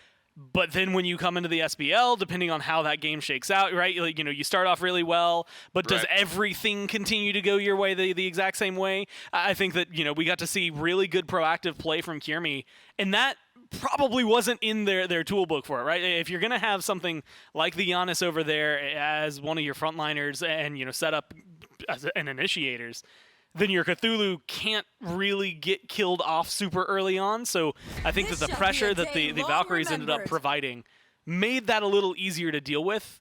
And I think there could be merits to it, right? If the Leviathans run it back, I won't necessarily be insanely surprised. Not as surprised as it the first time I see it. But if they lose with it twice, I think then you have to put it on the shelf completely. Bologna ends up being the first pick for the Leviathan score. We saw Bologna and Amaterasu running the solo lane. Yeah. In our SEC sets earlier today. So assuming this is your core on this pick, barring some weird swaps happening again, I think it's a scary look for the Atlantis Leviathans. Yes, it's really weird that we can say that for the Leviathans after one pick, but I think this is something that it has a lot of merits. And pretty much anything that you give over to hardcore is going to be played insanely well, both mechanically and as like a team player. And so I expect a lot out of this Bologna. We've seen it a few times this year. It's been successful when they were able to run it. And that's the thing that I think makes them so much more interesting to watch, is just how well they're going to be able to I want to say, like, tackle things. So I guess it's only got a 50% win rate for the Leviathans this year. So maybe it's not like the end-all be-all of them just in terms of what it can bring for their team. But Hardcore's a menace on it, and it has a lot of damage. It can control a lane. And it changes the pace, right? With Artio, with Cthulhu gone, most of the Guardians that we've been seeing, in the SCC, specifically in EU, there's still, like, rumblings of Jormungandr over there. And unless you're, like, very specific, players, you're not really picking up some of those more outlandish Guardians to try and lock in over there. So I wouldn't be surprised if we see, like King Arthur's, the Osirises, the Amaterasu's, like another auto attack based warrior to try and balance it out. I like the way that sounds, Gore. The way I don't know why it sounded so funny to me. Over in the EU SEC, we hear rumblings of Jormungandr. Like, we don't have active lines of communication. Like, a raven found us and told us that Jorm was over the horizon in the EU SEC. We've heard rumblings of the Jormungandr. Well, jokes aside, we did see Jorm for a little while, for like a week. It was the Jorm show, and then just hasn't maintained that type of pacing in the last couple of weeks. Yeah, I don't think he won a lot. Like, he was really, like, highly banned, highly prioritized, but I don't think he was winning. That was kind of I promise this is good, and then people actually play it. Okay, less good. Let's move back to some more standard some more standard Smite. Khepri and Daji, followed by Charybdis again. I think this is a good dual lane look for the Valhalla Valkyries, paired with Daji for Kiermi. They'll give you some playmaking potential out of the jungle. On the flip side, Gormizer will assume Bologna solo lane and Osiris out of the jungle. Not something I'm used to seeing Panatom on, at least as of late. These more warrior-esque jungles. Been a lot of Daji from Panatom. Been some Erlang Shen when Erlang Shen was available. It's been a minute since I've seen the Osiris jungle. Yeah, something that came up more often last year, right? We had a huge meta for Osiris jungle where he skyrocketed in the amount of bans he was getting. Everybody was trying to play him. He was a first pick, things like that. And Leviathans ran it a few times, but it's still been a while, right? It wasn't necessarily one that it wasn't unsuccessful for the Leviathans. They won a majority of the games, like a little over 50% that they had with him. But it wasn't anything to write home about, right? Like, if you're thinking, okay, name the top 3 Osiris players, Panatom might come up in that, but not because you're thinking, yes, because of Osiris. You're thinking, well, he's just one of the top junglers. He's probably going to play it well. Right? And so this is going to be a pick that I think is going to be fun to watch. Still gets aggressive early on. We actually were seeing a little bit of it yesterday. Different builds right now because of how things have shifted in terms of this last patch where items were nerfed. And so suddenly seeing like an uptick in... I think we even saw like the Golden Blade pick up because it has a lot of attack speed early on, can really help you. And if you're an Osiris early on, maybe the rest of it doesn't matter. You've got great clear. You're not getting it necessarily for the passive. The stacks itself, though, really do enable you, or the stats themselves really do enable you to then get maybe a little more hyper-aggressive onto the team. And I think that that's going to allow some early, like 1, 2, 3s, typically where we see this Osiris, show a lot of promise. He's going to be able to get hands-on early. Yeah, I'm trying to remember. I think it was Scream. What game did he play? Yeah, it was Scream on Osiris who built it was like Golden Blade, Stone Cutting Sword, Exy at some point in that build. It's a very strange build from the Osiris, but still an interesting build nonetheless for the Osiris jungle. Ends up being Geb support. Geb support, I say very cautiously here for Wrong You. And then Cerberus score over to the Valhalla Valkyries. Could be both solo and support. Now, this is not something we have seen yet in Season 9 of the SPL, but something that marked a lot of wins for the Leviathans in Season 8 of the SPL, and that's Raijin on, Shinto rather, on Raijin out of the mid lane. They lost 4 games with it, which if you only play 4, that's tragedy. Yeah, that's bad. When you play Even 28 5 or of 6, them, that's tough. when you play 28, oh my God. he had a 20, and I'm pretty sure. I thought you were going to say like teens, like low teens, 12 or something. They played like almost 30 games of it, and Shinto absolutely won. Because there were conversations about win streaks on like specific gods, how long they go for any period of time. I think this Raijin is just such an easy slot in for Shinto. The only downside is whether or not he can be considered meta right now. I think we're in a good dynamic shift where it doesn't really matter what is and what isn't meta, and I think that this is a strong pick for them. Plus, it's got good damage. It fits in well with the rest of the squad. I mean, Raijin doesn't mind any of those flat pen items, right? Divine No, Ruin, not at all. often an item that we see built on Raijin anyway. We've seen Spear of the Magus on Raijin some. Amplify the damage from the rest of your abilities. Deso works good on Raijin as well. Now that I think about it, I'm just surprised we haven't seen more Raijin. I think it's a nice, well-rounded mid lane pick. Where's he been? I can't believe 28 games played and 24-4 is what the Leviathans and what Shinto did last year on this pick. A Ra, though, finalizes the draft for the Valkyrie score, and there is some setup for this Ra between a Palau, a Root and an Abduct, Stygian and Torment, a stun from Charybdis. There is setup for the Valhalla Valkyries, and Benny Q has got the Searing Pain. There is. Almost every time that I've seen Benny Q play Raw, there's always a ton of setup around him, and he never uses any of it. He always ends up finding, like, free hand, like, ults over walls. He finds a free hand, like, 3-man ult, things like that. I think Benny Q's Raw is just it's a treat to watch, and I expect to see some good play out of it. The downside is, again, lack of mobility. Your passive gives you some movement speed, but it's not the same as having something that just displaces you a much greater amount. You can run faster, and that's going to be helpful, but Osiris slows you down. He gets aggressive early on. Raijin has some good damage and good CC, and so I think you have to play this a little more cautiously, a little more like further back. I really hope, I think, if you're Benny Q, that Kirmi is getting hands on early. I think the damage combos in the mid should be explosive. It feels like there's a lot of potential for kills to happen left and right there. Well, Gore, maybe if the Leviathans are expecting Searing Pain on all of the CC, you don't expect it, and that's why Benny Q can find so many freehand Searing Pains, is because you're expecting it to come in every time you get CC'd, and you're not so worried about it otherwise. I say that jokingly, of course. Benny Q's just really good at this pick. The front line for the Leviathan score very strong here this game. A lot of engage, a lot of dive, and some peel. I think Geb is a nice safety pick down the back end because Bologna and Osiris, they want to get in. Yeah, Bologna and Osiris are going to be jumping in. Geb is going to help a ton against the CC as well. Capri, single target pluck. You've got the Powwow. That's going to be great for the shield to be able to pull people out of the stun specifically, and that's where things maybe are going to get a little more complicated. Cerberus, theoretically, you're going to be able to save somebody there, but it's not as, I want to say, like all-encompassing as you would need. So I'm going to keep my eyes on the Geb. I think he's a key for the Leviathan success. We assume and we hope this will be Geb's support for the Atlantis Leviathans. We will find out game number 2 kicking off. And we get a treat here in game 2, Mifflin. We get Shinto's signature Raijin, which, as Gore highlighted, has a 24-4 record back in Season 8. Absolutely insane. We also get Benny Q on his signature Raw pick that made some massive plays during the SPL qualifier stages, some of my favorite plays that we've seen throughout the history of SMITE competitive. I mean, he's been able to freehand double snipes onto carries, blind shots over walls. It's always a treat when Benny Q picks up this god.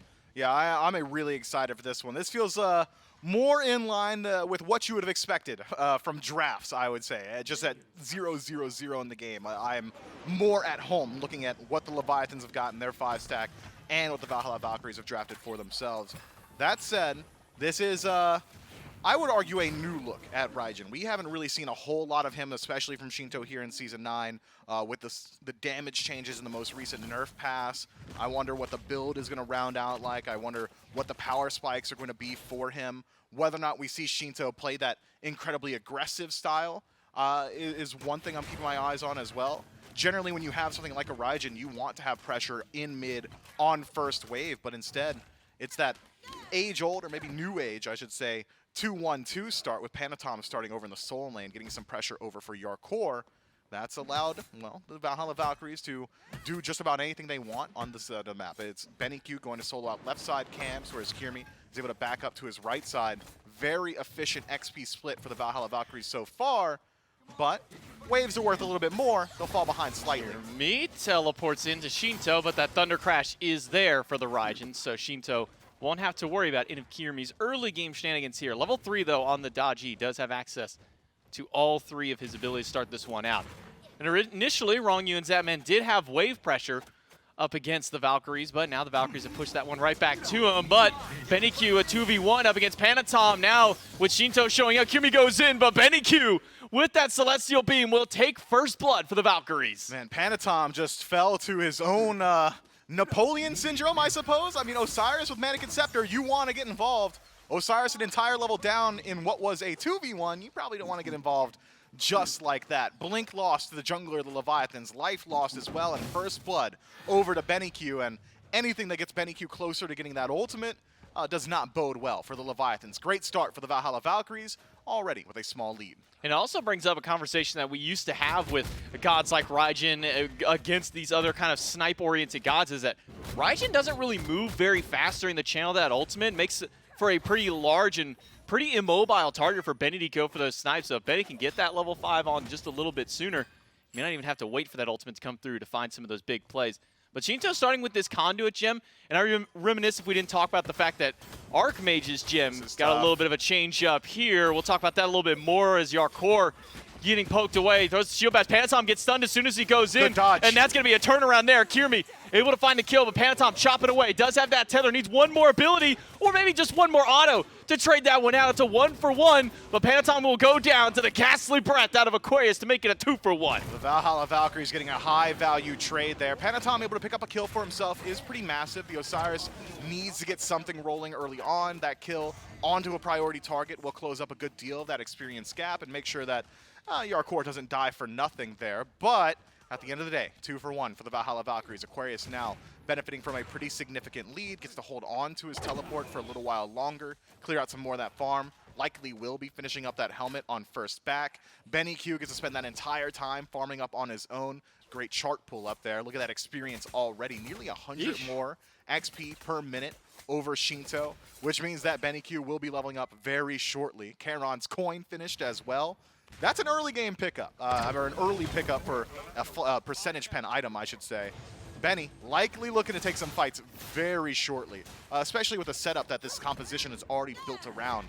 You've got Stygian Torment from Aquarius, the Powwow from Kirmi, even the Abduct from Gamma. Not that BennyQ needs help getting snipes, but if he does, he's got it. I mean, if I'm watching back the BennyQ raw snipe highlights, I see very little setup required for this man to get these ultimates. He's been freehanding these since day number 1, breaking this god out here. But Shinto now level 5, does have access to that ultimate, but right as he's ticking over level 5, BennyQ is hitting level 6, as highlighted by that XP difference by these 2 mid laners. Kirmi goes in yet again, but will not find him a whole lot here up against Shinto. Blink still available for the jungler of the Valkyries, but instead they're just going to focus on this early farm, get these first couple of offerings picked up. That does cost Kirmi his relic, so about 2 minutes until that one comes back up. I was expecting him to go immediately into the Powwow and maybe force an ultimate trade with Shinto once he uses that Thunder Crash to get over the wall, but instead, patient play from Kirmi, waiting for the more guaranteed pull-in. Somebody's got to burn those beads. Somebody's going to have to burn that ultimate. And there are plenty of people that can do it from the Valkyries, but nobody so far has. Shinto essentially been allowed to free farm in mid, but you wouldn't believe it looking at the XP gaps already. BennyQ ticks over to 7, Shinto still at 6. And BennyQ with that level 7 lead. Waiting for those first couple of snipes to come through, waiting for those first ultimates to really pop out. We haven't seen them just yet out of any of these players here. And even level 6 for Wowie and Gamma means that they should be getting pretty close to those first couple of items here. Zapman going for the Transcendent start on this Chiron versus Devourer's Gauntlet. So once again, we're going for the more early game power-oriented side for Zapman versus the early game sustain that WoW's opting towards. Yeah, this is the exact parody, or I guess suppose parallel to Game 1, Zapman going for that aggression, whereas WoWy, which has been WoWy's MO in competitive for his entire competitive career, is a much more subdued laning phase and then transitioning himself to team fights a little bit more easily. Doesn't really put a whole lot of onus on the early portions of the game, more so concerned about his ability to separate these fights or find impact ultimates. And he found plenty in Game 1. A couple of 2-3-man stuns around that Gold Fury really changed the pacing for the Valhalla Valkyries, and I'm sure now with hot hands should be able to find those consistently here yet again in Game 2. Zapman, on the other hand, on this Chiron, will likely be bringing the fight to WoWy, or trying his best to do so. Unfortunately for Zapman, that's a Charybdis. That is a super hard god to lock down. One thing I have noticed out of a lot of Benny's builds, and this isn't just indicative of today, this is throughout pretty much this entire season, is he doesn't always go for these standard style of startups here. You know, the double flat pen was so meta, but he's not opting to it just yet. Wrong Yu goes in with a one-man Cataclysm, but the follow-up is all back against Wrong Yu. Gamma credit to the kill. Kirby goes in up against Shinto and up into the Pao Lao. Who will he find? It's the beads off the mid laner. Doesn't pull in Panatom. Instead, Panatom is fighting right back in. He's going to get rooted out. Kirby, we get a lot of damage towards him, forces out that Lord of the Afterlife, and Panatom on the run from 3. Zapman is coming to help him out, but that ultimate will make sure that Kirby gets right back in thanks to the help of Gamma. Zapman in a 3 versus 1. Can he find any kill? No, he cannot. Instead, it's now him on the run from WoWy. Centaurus no longer available, no death immunity either. Kirmi, I'm not sure I want you going back in there. Like, he'd get the kill. Like, it would be a trade, but I'm sure you could trust WoWy to do this one on his own. Zapman backs himself into a corner, buys a little bit of time. Can he find the return? No, Kirmi will teleport in with that Trickster Spirit to get the last hit there and put Zapman down once again. Or I should say the first time at least this game, but once again in the set at the very least. Valkyries up 6-1.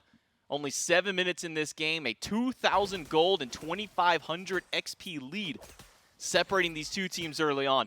But going back to Benny Q and kind of the build, the Charon's coin, for a long time back in Season 8, it was the meta start, then teams went away from it.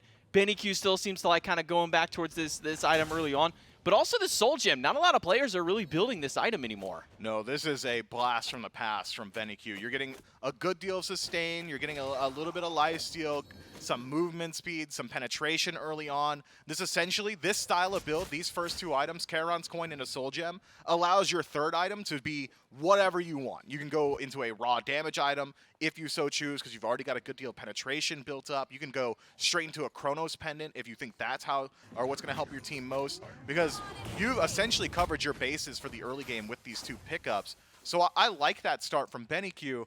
But I think it's also partially a byproduct of the lead that he's already been established. Had he not been in an ahead state, likely would have to go towards a slightly more standard item. Q hit by the Cataclysm, some decent follow-up, and interrupted. Shinto goes up into the Taiko drum, but a snipe by Benny Q and a last hit by Gamma will put down the mid laner, and Shinto will have to sit on the grayscale. And this is another version of Leviathans, or this is maybe the 3rd time so far in Game 2, where it just feels like not everybody's on the same page. Wrong Yu twice now has initiated a fight that nobody else from the Leviathans was ready to follow up on. Talk about that last time Wrong Yu died. It was a go in, finds the ultimate on a Kirmi, and looks around, Travolta style. It's like, whoa, where are the boys? Not here. And immediately, Wrong Yu falls down, and the Leviathans are put off kilter. They're off their balance, and the Valhalla Valkyries are able to surge forward. That's another fight that the Leviathans choose and just lose out on immediately. Just seems like they're on an off day right now. The Valhalla Valkyries, on the other hand, they're playing some of their best Smite. Yeah, level 12 for Benny Q now, highest level in the game, and 2 levels up over Shinto. 2 stacks now on that Charon's coin, so getting some very early value from this item. The only kill he didn't get credit towards that item was the first blood that he got at the very beginning of the game up against Panatom here, who has also at least been able to maintain the same level as Kirmi as far as jungle is concerned. Kirmi just now hitting over to level 10, so Panatom's able to keep up in the XP, but I think you're right talking about these team fights from the Leviathans. It just seems so uncharacteristic from them. Yeah, just maybe they're just frustrated with the pace in the game so far. It feels like the Leviathan's composition would lend itself very well to mid-game team fights, grouping up as 5, playing that objective style, But Panatom on this Osiris, who is generally just going to be your bridge to that portion of the game, decided that he wanted to get involved very early. He gets punished for it. Wrong Yu says, well, we're behind. I don't want to do that. Let's get involved again. And, well, they get pushed even further behind from this uncharacteristic early aggression. And Pyromancer got leashed, so BennyQ Snipe doesn't connect there. Yarkor goes in the back with the Eagles rally, so Leviathans can capitalize on the objective. An ult from Aquarius will only pick up Panatom, but it gets the ult out of Shinto. But BennyQ, now without a snipe, has lost out on most of his damage, and Yarkor and Wrong Yu can continue the chase up against this Cerberus, but good Scarab's Blessing out of Gamma. That will make sure to get the solo laner out. Man, if I'm BennyQ, I am beyond tilted by that play, because you're right, you call it exactly right. The snipe connects, but a giant immune pops up. They had reset it for just the briefest of seconds, the Valhalla Valkyries, that is. Snipe doesn't confirm, and the Leviathans get what is potentially the luckiest and easiest steal of their lives.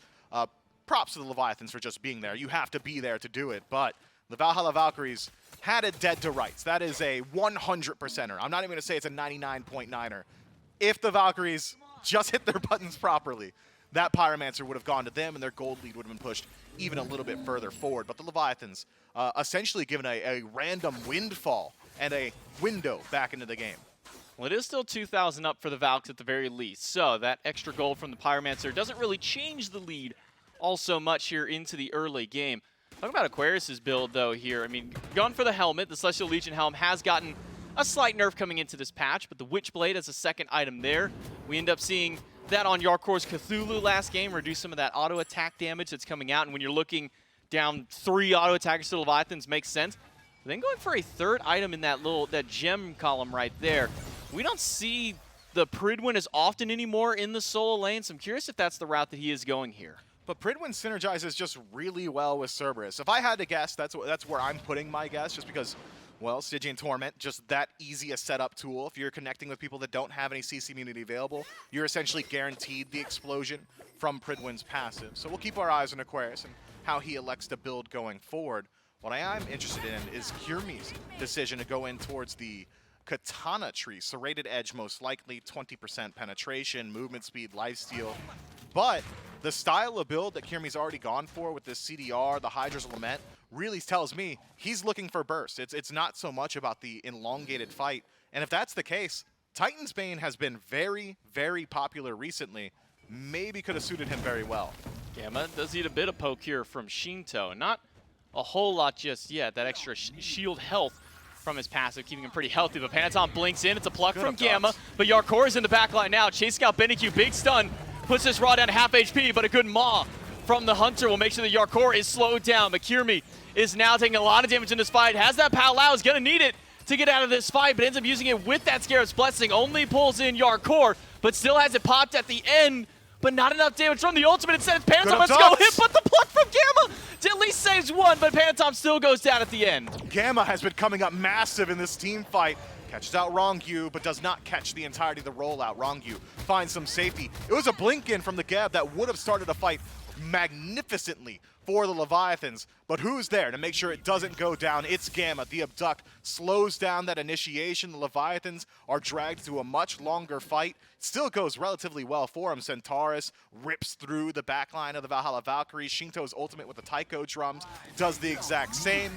But Scarab's Blessing buys a little bit more time. Another phenomenal Abduct to make sure that it's a 1-for-1 trade, jungle for jungle, Kyrmi for Panatom.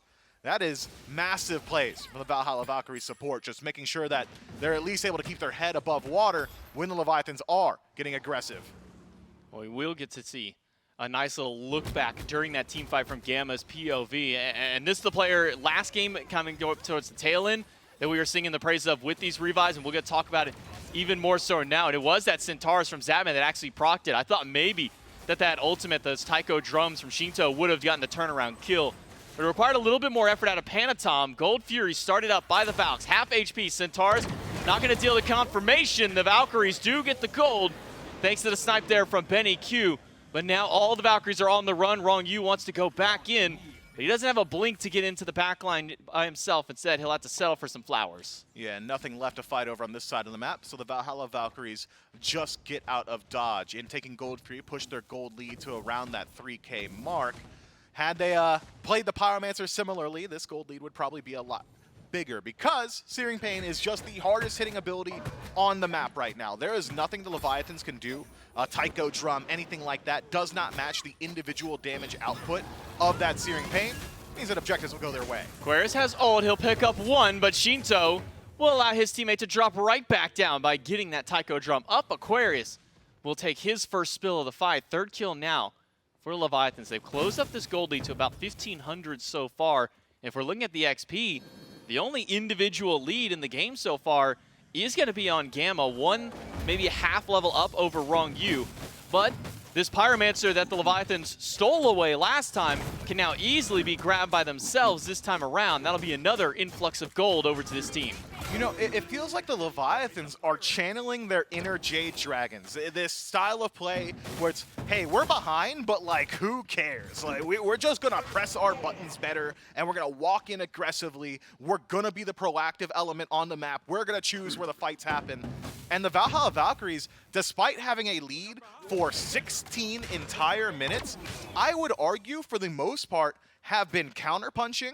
They've been backpedaling while throwing out their hits. They've been maybe looking for objectives here or there, but it has largely been the Leviathans dictating the pace of the game so far, and you can see what that has done for them. The reigning world champions, even from behind, are closing up this gap with what I could only argue is sheer power of will. They are simply choosing that they are not going to be behind. It's a mind state for the Leviathans, and they have not subscribed to it. Deficit who? We don't care. The Leviathans stay aggressive. Yeah, BenQ really hasn't gotten to have an easy time in any of these fights either. The last couple of team fights, it's been Yarkor and Panatom diving this mid laner, not letting this Raw get these ultimates off, not letting him drop these beams in the midst of team fights there. So maybe if the Valkyries can find a fight that BenQ can be active in, one that he can throw out these snipes and get some of that turnaround damage.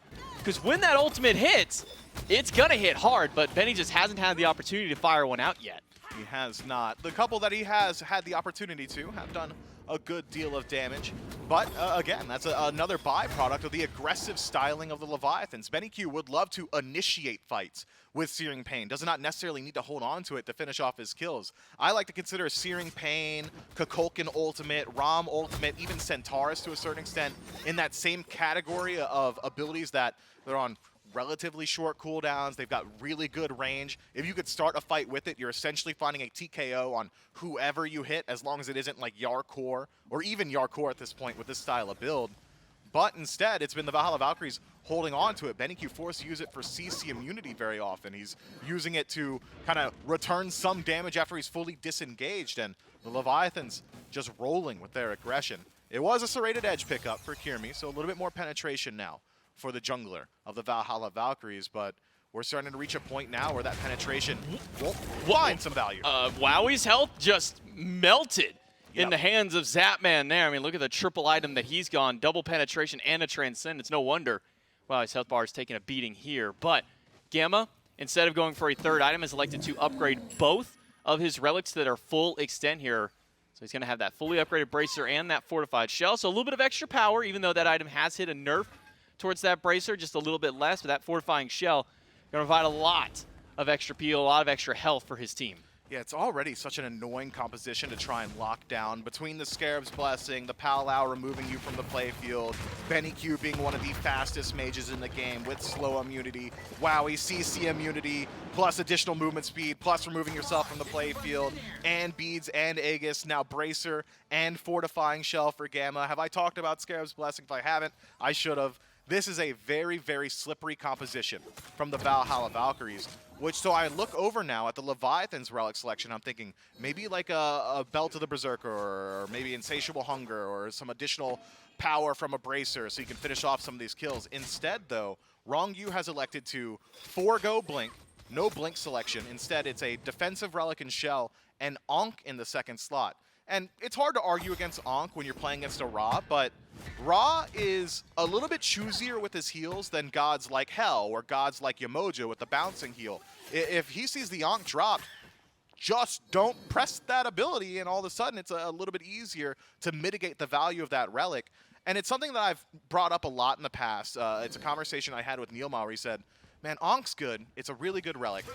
But I just feel like the additional power is always going to give you more value because of how much more versatile it is. You're either bursting the healer, so it doesn't matter that they're healing because you've got that much more damage output, or you can use it on an objective and just play that neutral style a little bit more quickly. That opportunity, that objective-focused, hey, let's just blow it up, not available now to the Leviathans, certainly is to the Valkyries. Well, it shows everybody here on the Leviathans have at least subscribed to some kind of anti-heal. Contagion for Yarkor, the Ankh that you highlighted earlier, a very early Divine Ruin and a Brawler's Beatstick here, and then the ultimate from Panatom, so that's his form of that anti-heal. So everybody on Leviathans has some way to mitigate a little bit of this healing that'll come from BennyQ, the natural sustain that Wowie's put into his kit, even Aquarius for what little healing that he'll have here. Maybe once this Vampiric Shroud gets upgraded, we'll see a little bit more. But Oni Fury started up here by the Valkyries. Rongyu is here as Yarkor teleports in to get to the midst of this fight. But a 5v5 around the Fury, maybe not the most enticing objective to grab, but we've seen many a fight start around the Gold Fury and make their way to a Fire Giant. Rongyu goes in, but he whiffs the Cataclysm, misses everybody in the midst of that one. But look at the damage that Zapman was able to put onto Wowie, already 40% off the carry. But the longer the fight goes, the more it favors the Valhalla Valkyries. BennyQ able to heal Wowie up a good deal. Devourer's Gauntlet plus Death's Toll. Once the objective is pulled, Wowie's going to be right back to 100. Oni Fury started up, half HP. Gamma soaking that one up, but it's Aquarius in the backline. Gets the ultimate out of Shinto. The Pridwin Shield will pop, and Aquarius is eating a lot of damage in the back. Yarkor has not eaten very much there. He'll be just nice and healthy in the midst of 4, but that beam, that heal coming down from BennyQ once again to keep Gamma up here. Eagles Rally means that there's no revive on the way there. Aquarius gets bursted down. Yarkor, double kill on the Bellona and chasing out Wowie, chasing out BennyQ. This one Bellona now, though, has to back away because BennyQ has got the beams to take him down. Rongyu gets stunned out by Wowie, but Shinto picks up one into the backline to fight against BennyQ. But Benny finds the double kill in a fight at 1 HP. 3-for-3 trade. Can Panatom pull it in favor of the Leviathans? They've already got the objective, but BennyQ picks up the triple. Panatom trades out Kirmi. Only 2 members still standing. 22 minutes in. The reigning world champions pushed to the brink by the Valhalla Valkyries. And look at those charts, J-Mac. This is a dead even game. Ridiculous. We've been hyping it up for 22 actual minutes. BennyQ's ultimates can be the difference between a win and a loss for his opposition, and clearly he's having a good day. That man just walked up, thought he was safe, and I think everybody, including us, probably just forgot how quickly that raw ultimate comes up, because he used it very early on in that fight, but it dragged out for long enough, which with as much CDR as he has, doesn't need to go very long. What, like 35 seconds that thing is back up by this point there? And BennyQ starts and ends that fight with a snipe, gets a triple kill in that fight to put himself at 4-0-4 here 22 minutes into the game. We get a nice little POV from the mid laner. Cool, calm, and collected from BennyQ, just sitting as far back as he needs to be and making sure to use those relics at perfect times. Yeah, Divine Light before channeling the Aegis, essentially turning himself into a ticking time bomb that you can do nothing about. Once that leap was used by Shinto, he's just stuck in a phenomenal ultimate to close this one out. BennyQ able to maintain some parity in some of the team fight. Valk's able to pick up the Pyromancer for themselves while we were viewing that replay, so another small objective over to the Chaos team, but don't get it twisted. I know that was a very hype engagement. Let's get a breakdown of what happens on the map. Leviathans take away the Gold Fury from the Valkyries, who probably had enough advantage there to get it for themselves, and then take a 4-for-4 trade in the team fight. Valkyries reset. Upon respawn, move over to the Pyromancer and pick that one up for themselves. Now map state left largely even. A couple tier 1 towers still up. 2 in mid and left for the Leviathans. Mid and right still available to the Valhalla Valkyries. And only one neutral objective left. The Fire Giant.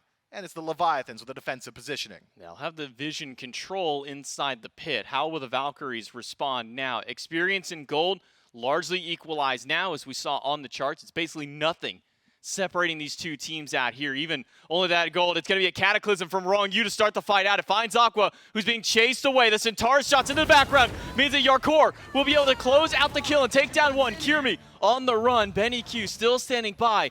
But that was 4 ultimates expended to just get 1 Cerberus. The Leviathans still have got so much HP and mana to play with.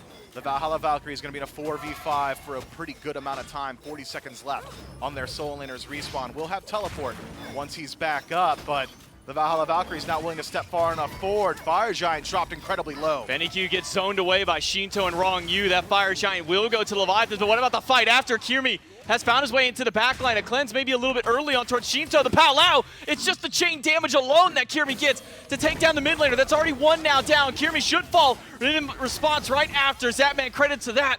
And the ultimate from Wowie just a little bit short to find any value there. The Leviathans, they get out with 4, but they do end up losing Shinto for the trade. I understand the idea from Kirmi there to land from the Pow Lao aggressively. Had he gotten to 1,000 cuts just a little bit sooner, the knockup from Rongyu would have been no good, and he could have bought a little bit more time for the rest of the Valhalla Valkyries to surge forward. But I think you got to know when to hold them and when to fold them. Rongyu could have very easily just used Cataclysm. No matter what, Kirmi loses his life there. In taking just one, I believe had he landed safely from Pow Lao, could have probably forced out some chase, created some semblance of a situation where the Valhalla Valkyries could have fired while retreating, but instead trades out his own life. But it's a high value trade. Shinto falls down and he takes Fire Giant, Kirmi that is, off of a priority target. We do see Yarkor healing up the tower a little bit with that Scepter. They'll just make sure to clear this wave out. They got pushed very far up. And that would have given the Valkyries a little bit of pressure, at least in one lane, to try and keep the offense up here. Because look at their tier 2 over on that left side. I'm not even sure if that's got even a double-digit HP bar. It doesn't. At this point here. Panatom should just be able to walk in and chop it up. No, it does have a little bit more than at least 10 health here. We'll see just at least, it takes 2 autos from Panatom to take that one down. Way more than I thought it would, but it's like 70 HP. But nonetheless, it still goes down. It does, as will this tier 1 mid tower. The Leviathans, not exactly 5-stack just yet, but getting pretty close to it. The Valhalla Valkyries seem to realize that they don't really care a whole lot about the gold these towers are giving up. Instead, going to make sure they take their best case scenario defense, which is inside of their own Phoenixes. One tier 2 still standing. Leviathans could go that way, but instead, we know that the Leviathans like to cross their T's and dot every single one of their I's before they start to siege the base proper. So if Primal Fury's up, that's where they're going, especially with this much time left on the Fire Giant buff itself. This will make subsequent Fire Giants, Pyromancers that much easier for the reigning world champions to clear out. And now, I think the Valhalla Valkyries have essentially bought themselves enough time. As long as they don't die on a tier 2 defense, as long as they don't get picked in the jungle, it's very low odds that the Leviathans legitimately approach one of these Phoenixes, especially with the grouping. 2 on right, 3 on left, but only 2 members of the Valks on left. We do see that Benny's finished up his build in its entirety now, an Ethereal Staff for a final item, as well as 40% CDR, 30% pen into the build. So BennyQ's got a lot of his stats through. We saw what it did to Zapman earlier with less items in the build, nearly a 1K swing over at Zapman's Dome. Now that he's got those full 6 items, but you look on the opposite side to Shinto, also fully stacked up on items there. We'll have that Gem of Focus, plus a Soul Gem to round out his build, so Shinto even throwing that item into the pocket. Yeah, a little bit more survivability for Shinto could go a long way, and if my eyes don't deceive me, Shinto's got a green buff on. We call that the support buff. For good reason. Doesn't do a whole lot for Shinto right now, but I suppose no harm in it, giving him a little bit more survivability even on top of the Soul Gem that he's already purchased for himself. Leviathans will clear out that right side tier 2 tower and will not approach a Phoenix. Fire Giant will be barreling back down towards the earth in about 1.5 minutes. The Valhalla Valkyries, they survive the Fire Giant siege. Having lost every single one of their towers, though, you got to think they'd love to put up a defense in neutral territory on this next Fire Giant fight.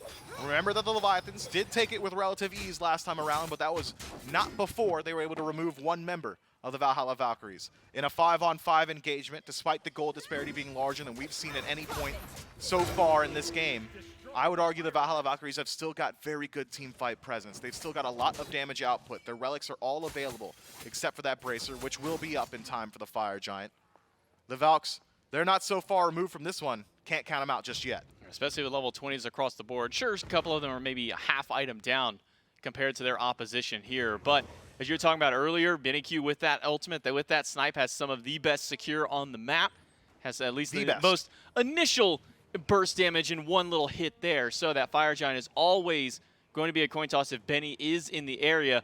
The problem was the last time around this Fire Giant, BennyQ wasn't allowed to step within the reins. We did see Wrong Yu and Shinto, of all people, standing up almost about where Aquarius is at that point, keeping Benny Q and the rest of the team back there from to get that fire.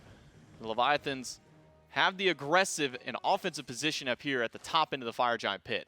They do, just waiting for it to spawn up, making sure the Valhalla Valkyries have to work very hard for every bit of vision that they're able to get for themselves. Fire Giant will be landing very shortly. Difference now is Aquarius is here with the Valhalla Valkyries, and that's your space creation in of itself, so Benny Q can have an easier time working his way forward. Yark will get stunned. Fire Giant lost about a quarter of its health, but will be leashed instantly here by the Leviathans. The Valkyries will wait patiently in the backline, not stepping forward. Look at all the ward coverage that Leviathans have. Every entrance towards the pit, essentially aside from that far left, has been covered up here by Leviathans. Rongyu will roll forward, but not get too much further than at least that first column there. Yarkor holding on to this Fire Giant with Zapman dealing the brunt of the damage. Without crit, without a lot of attack speed, he's not hitting it super hard. Maybe they can find some big damage on Gamma instead. Already a quarter HP on the Kepri. Ultimate by Aquarius and a snipe off the mark by Benny Q. That's their big burst damage now offline. That's the go call for Yarkor and Panatom into the backline. Kirmi all by himself on the Powwow, won't find much. The masterful shot from Zapman from max range. He'll find two in the midst of the fight. 3 Valkyries left, but all of them at such low health. The Leviathan's pretty healthy. Yarkor, the only one who's taken any real damage in that team fight. And my man's got Scourge and Death's Embrace to resustain himself. He can tank this fire essentially indefinitely. The Valhalla Valkyries are so reliant on Benny Q's ultimate. They need that to hit pay dirt. I'm talking collapse. 1, 2, 3 people need to be connected with from that raw ultimate for the Valhalla Valkyries to be in a position to start getting aggressive. But maybe a slight communication is what cost Benny Q that ability. Aquarius goes in with the Stygian Torment.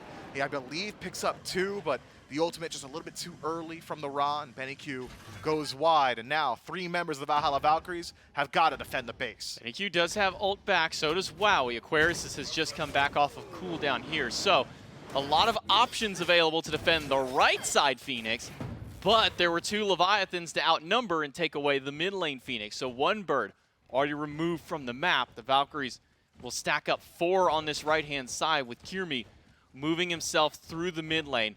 And so far as a relic roundup is going here, the Valkyries are definitely in the disadvantage. Only 1 set of beads up on Wowie and a teleport from Aquarius. And here's the thing about teleport when you're defending your own base. You're not using it a whole lot. You can TP to Phoenixes nowadays, but I'd argue probably a little bit slower than just walking. So I'd argue only beads available to the Valhalla Valkyries right now, and only 1 set on Wowie, who's already playing an incredibly slippery god.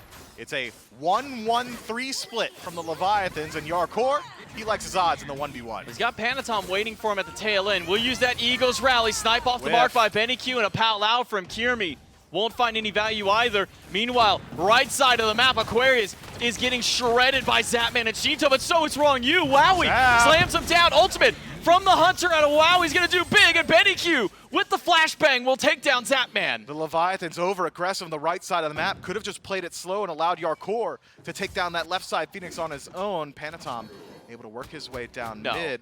No way he backdoor, surely not. No, I do see Kirmi going back to base here. I thought Gamma was going to go back with him, but now it's the 1v1. Benny Q does find Shinto. Kirmi will hold off Panatom, but Yarkor is here as well. Can Kirmi put up a 2v1 defense? He's doing a good job so far. He'll put Panatom at low HP, but he's going to need some additional front of Titan. Kirmi takes down 1, but now Aquarius and Benny have backed. The Valkyries did not want to take that coin toss, and maybe rightfully so. I'm not sure that every single member of the Valkyries had to back. Kirmi killed 1 on his own. If it's just Aquarius, if it's just Benny, I think the defense would have been pretty easy for the Valkyries, and the rest of them, as long as Wowie's there with 1 of the tanks, could have at least gotten a tier 2, exposed to win condition, could have even potentially worked their way towards a Phoenix with all that time left, but instead, every single member of the Valkyries heads back. Enough pressure from the Leviathans to dissuade any sort of base race scenario, and now the Leviathans get to maintain all of their tier 2 towers. They've stripped away 2 of the Valhalla Valkyries Phoenixes.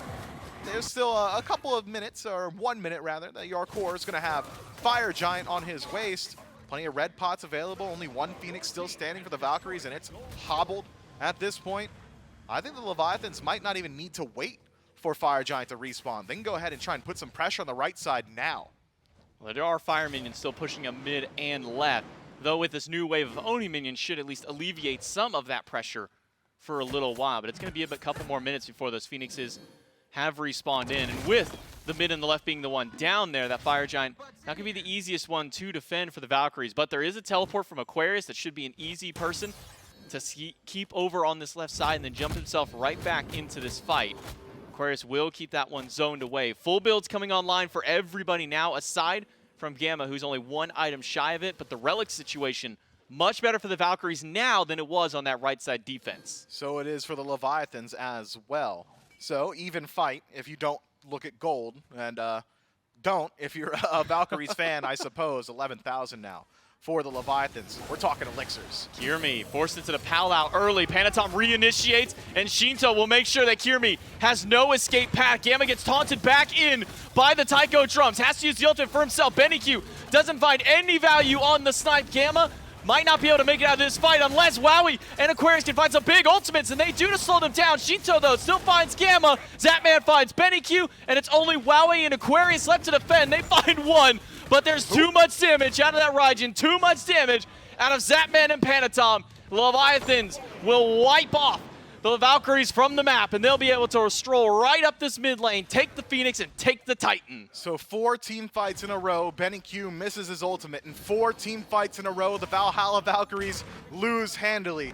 That is a lot of pressure to put on one player, but that is what is demanded of the Valkyries mid laner if they want to win with this style of draft. Unfortunately for Benny, ever since that miraculous Gold Fury play, we did not get to see a whole lot from the Ra, and the Leviathans prove that, well, they're the reigning world champions for a reason.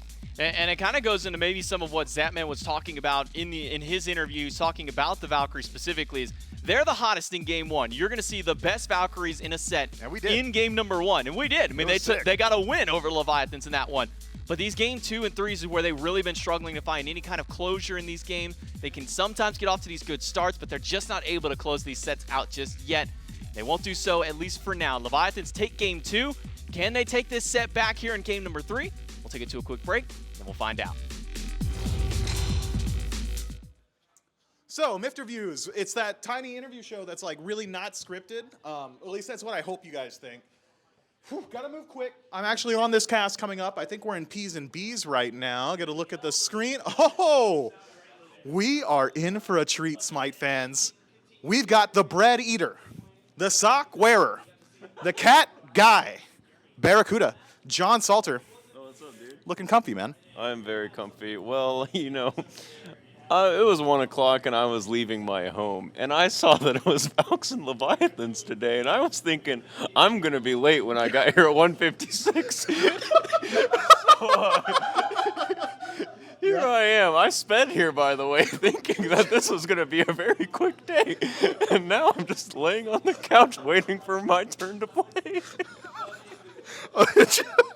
So you didn't look at the drafts before coming here? No. Well, normally I leave at the beginning of game 1, and it turns out I should have done that today. You know, you look at things sometimes, and you're like, this is definitely going to go one way.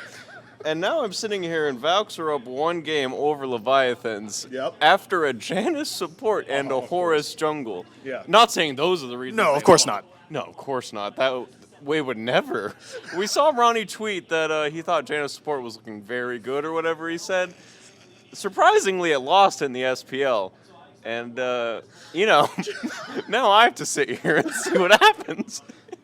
And that's a look at what it's like to be Barracuda when the Leviathans and the Valks are going to play. I was going to ask him about a set with the Scarabs. We just don't have time. He's big chillin'. I'm going to get out of his way so he can rest up and maybe go cast a set.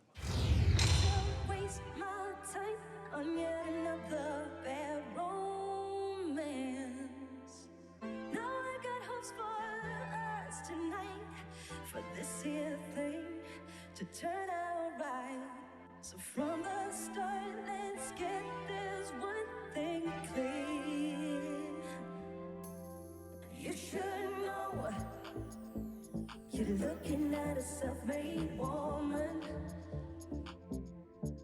You should know I got nothing for free in this life. None of us can know what's coming. So if you wanna be with me, baby, can't you see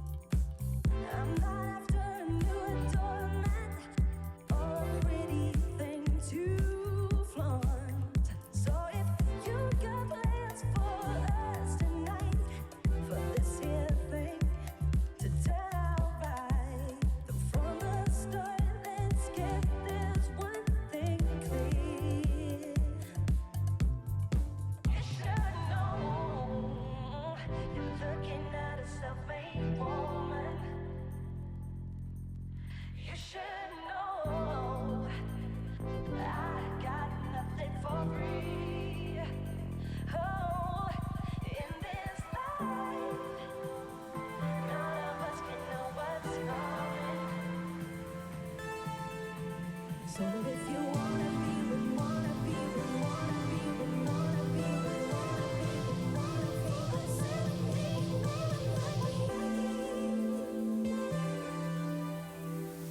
gotta make room for accept me, woman like me.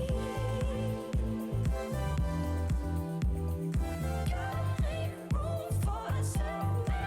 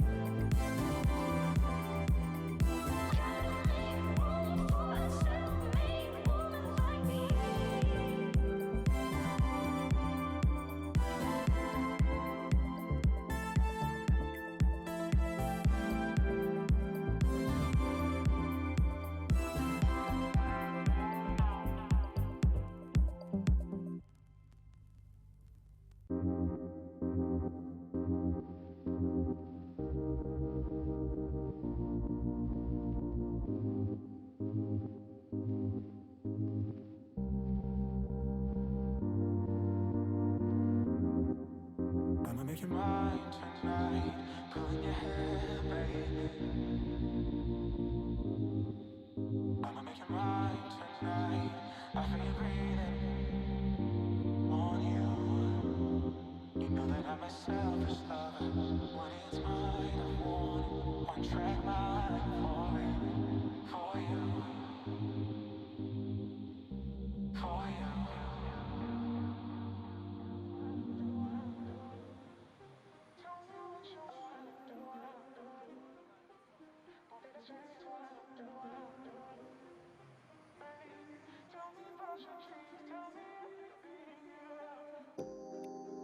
I'ma make you mine tonight, pulling your hair, baby.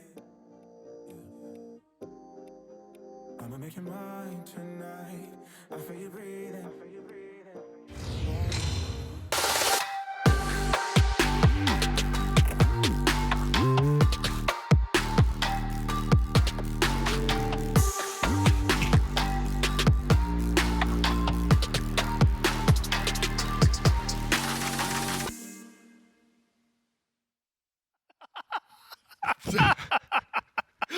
The Atlantis Leviathans bounce back and get. Don't worry, we're keeping it. I'm not crying this time. The Atlantis Leviathans keep it together. They do keep it together. I mean, I keep it together. The Atlantis Leviathans turn it around, though, after a Benny Q showing in game number 2 here. The Raw showed up around a Gold Fury fight. Didn't quite show up down the last few moments of that game, and the Leviathans bring us on to a game number 3. Surprising, I think, given the way, Gore, that a lot of people thought this set would go. I'm going to preface. So first off, I think that not only surprising because they're up, it's still up. They got the 1-0, right? That's the thing that mattered most for the Valkyries. 1-1, a lot of moments in that game where they actually might have been able to win. Kiermi at the end, he gets that defense around the base and then the entire team backed, but Kiermi won at least one of those kills. I think if you send one person back to just give back up overall to Kiermi and the rest of them keep surging forward, there's maybe more opportunities for the Valks, but otherwise it's just team fights. Look, man, I mentioned it earlier, Leviathans, team fights, they go hand in hand, and you can't mess up. There was even a point, I actually think it was maybe the preface to this one, maybe it was a separate fight. Kiermi goes in, gets a wild amount of kills and pressure and was able to turn things around, so it wasn't that fight. And then nobody backs him up. Gamma still had ult, was nowhere to be seen. It was one of those things that, because of the Palau timing, they had enough opportunity to get up there and try to create space or try to save them. And it just feels like it's a bunch of little moments like that, right? Where it's like, it's the team not responding all together, someone being slightly behind, or maybe someone's being slightly too far ahead, things like that. And then it doesn't have to result in a huge team wipe in favor of the Leviathans, but it does because, whether it's the same page for the Valkyries, they're just not on it, right? Somebody's on page 36, the next guy's on page 38. They're not too far apart, but it's still not the exact same page. I think you get a really good game out of Benny Q. I thought it was funny, my tweet. Where Your it's tweet just, was funny. Yeah, if you I'm haven't gonna seen it yet. delete it if it doesn't do numbers. Actually, What's and then your save it. Twitter handle? @Gormizer. @Gormizer, Yeah, all one word. all easy. It is very funny. Make sure to go look at Gore's tweet about Benny Q. And It's so good, dude. yeah, and just throw interactions at Please. it, or else Gore will delete the tweet. I do think back to a moment And then in I'll that game, save Gore, it. It'll be in the pocket.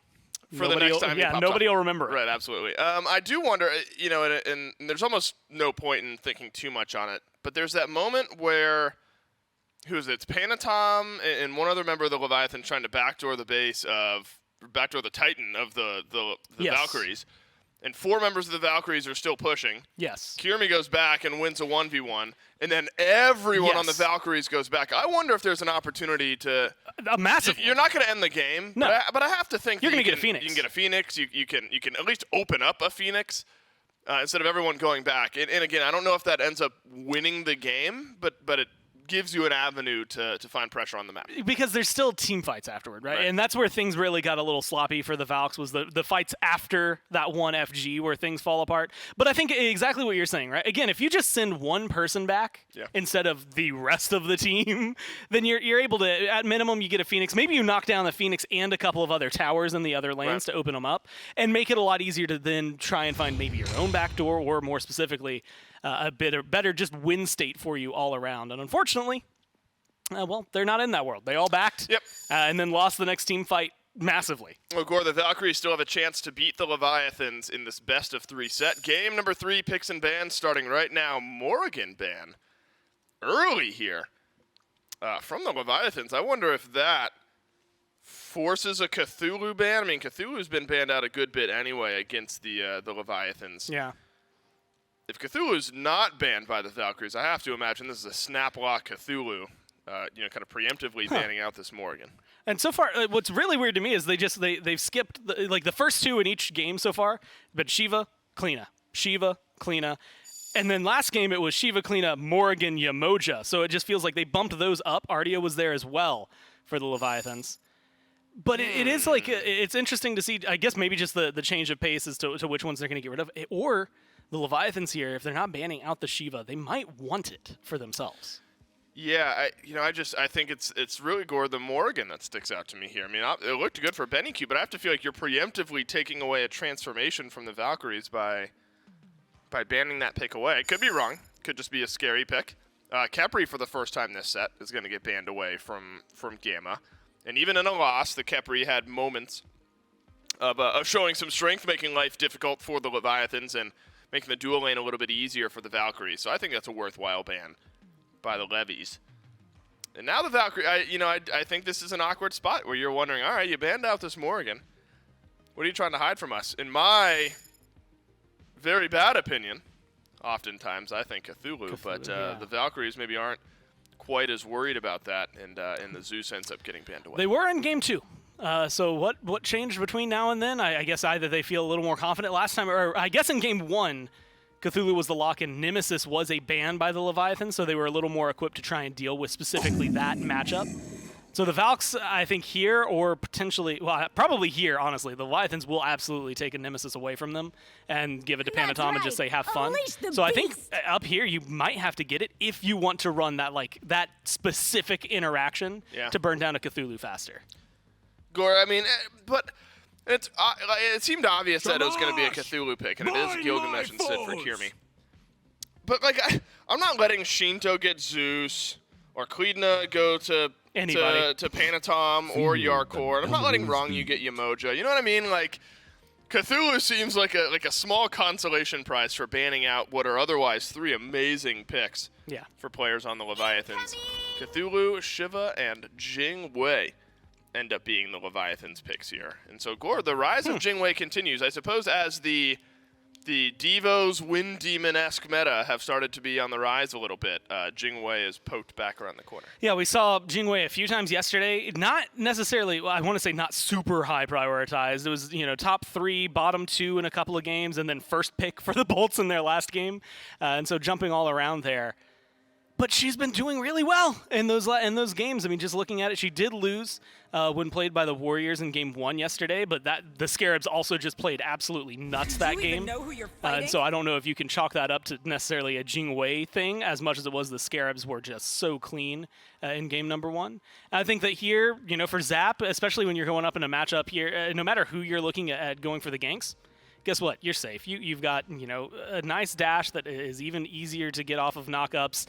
You've got a great ult for a disengage and for an engage. I think between that and Charybdis, it's almost the opposite of what I said about mid lane last time. Last time I was feeling like mid lane could just pop off at any given moment and there could be fights anywhere. This time I feel virtually the opposite, but for duo lane. It feels like they're just never going to die. They're going to get out of so much so often. That's about the safest duo lane can be, Gore. I agree with you. It's not going to be the Khepri, though, as we've already mentioned, so it will be a different look for Gamma on support this game. And I believe this means Shiva jungle for Panatom, so we're looking for mid and support for the Leviathans, unless the Leviathans pull out another unique support pick. And then mid and support, we presume, for the Valkyries as well, Gore. I will take this moment to shout out. If you guys don't follow Gamma on Twitter, you should, at Gamma Smite, all one word. And Draco Wavern from Twitch chat was called out. And earlier on today, at about 1:15 p.m., Draco Wavern said, if the Valks get even one game, I'm shaving my head. And they did that. That part, the Valkyries one did. game thing, they did that. Draco Wavern TBD on having done that yet. No. The one game part is done. And then Taunt 1-1-1. 1-1. Is that 6? Sorry, the pause and everything. I was trying to Taunt 1-1-1. I was trying to count how many ones. 1-1. I was trying to count how many ones, and I still think I got it wrong. No, it's 6 ones. 1-1-1, 1-1-1. If the Valkyries win the set, they'll gift 100 subs. And so if you're watching, we hope that happens. That was from Taunt 1-1. 1-1-1. 1-1. 0-1. Yeah. 0-1-1. 0. I wonder what that translates to in binary. I could probably do it if I had a little more time. I'm sure you could. At any rate, the Leviathans or the Valkyries are making potentially some viewers pay up here. One in a head shave and the other in 100 gifted subs. And so I imagine everyone in Twitch chat will enforce those. As we catch back up with picks and bans, a couple support-esque bans taken away by the Valkyries, support-esque bans taken away by the Leviathans as well. It's Gormizer. 64. What? It's 63. Is what, binary? As 6 the ones 6, in binary? Yeah. If he had 1 and then 6 zeros, it'd be 64. I'm trying to remember why I even... no. We're getting down a rabbit hole. No, I want to know. What were you going to say? No, if we start talking about because now binary, I'm curious. You can't just start a sentence. Because like during my CS minor... I turned my monitor off with my knee. I learned some like basic HTML and like Java and JavaScript. I never did anything that had to do with binary. Why did I... you didn't have to do hex or anything like that either? Oh, that's good for you, Dave. And you didn't have to do like integrals or calc 2 for your minor. Yeah, that's, It's amazing. It sounds like you had a fun time. I was going to say, it's amazing I don't work in computer engineering with the way my minor went. I wouldn't know how to do a whole lot of anything. Some of us got a whole heap of debt and depression in college. So, some of us got those things too. It just didn't require a CS degree. Good point. Anyway, Atlas and Zhang Kui. This is why I didn't want to talk about it. This is why I wanted to move on. Atlas and Zhang Kui Gore finalized the draft for the Leviathans. Gimme.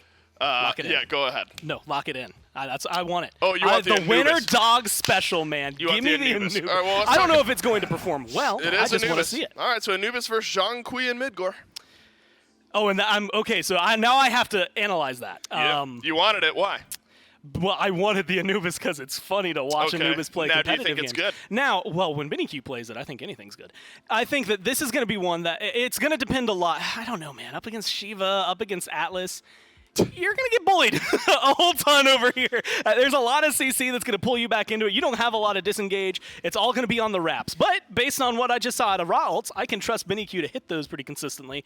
Problem is, it's single target. You got one of them, and it has a long cooldown. Can you, based on what you just saw from the raw ults? Yeah.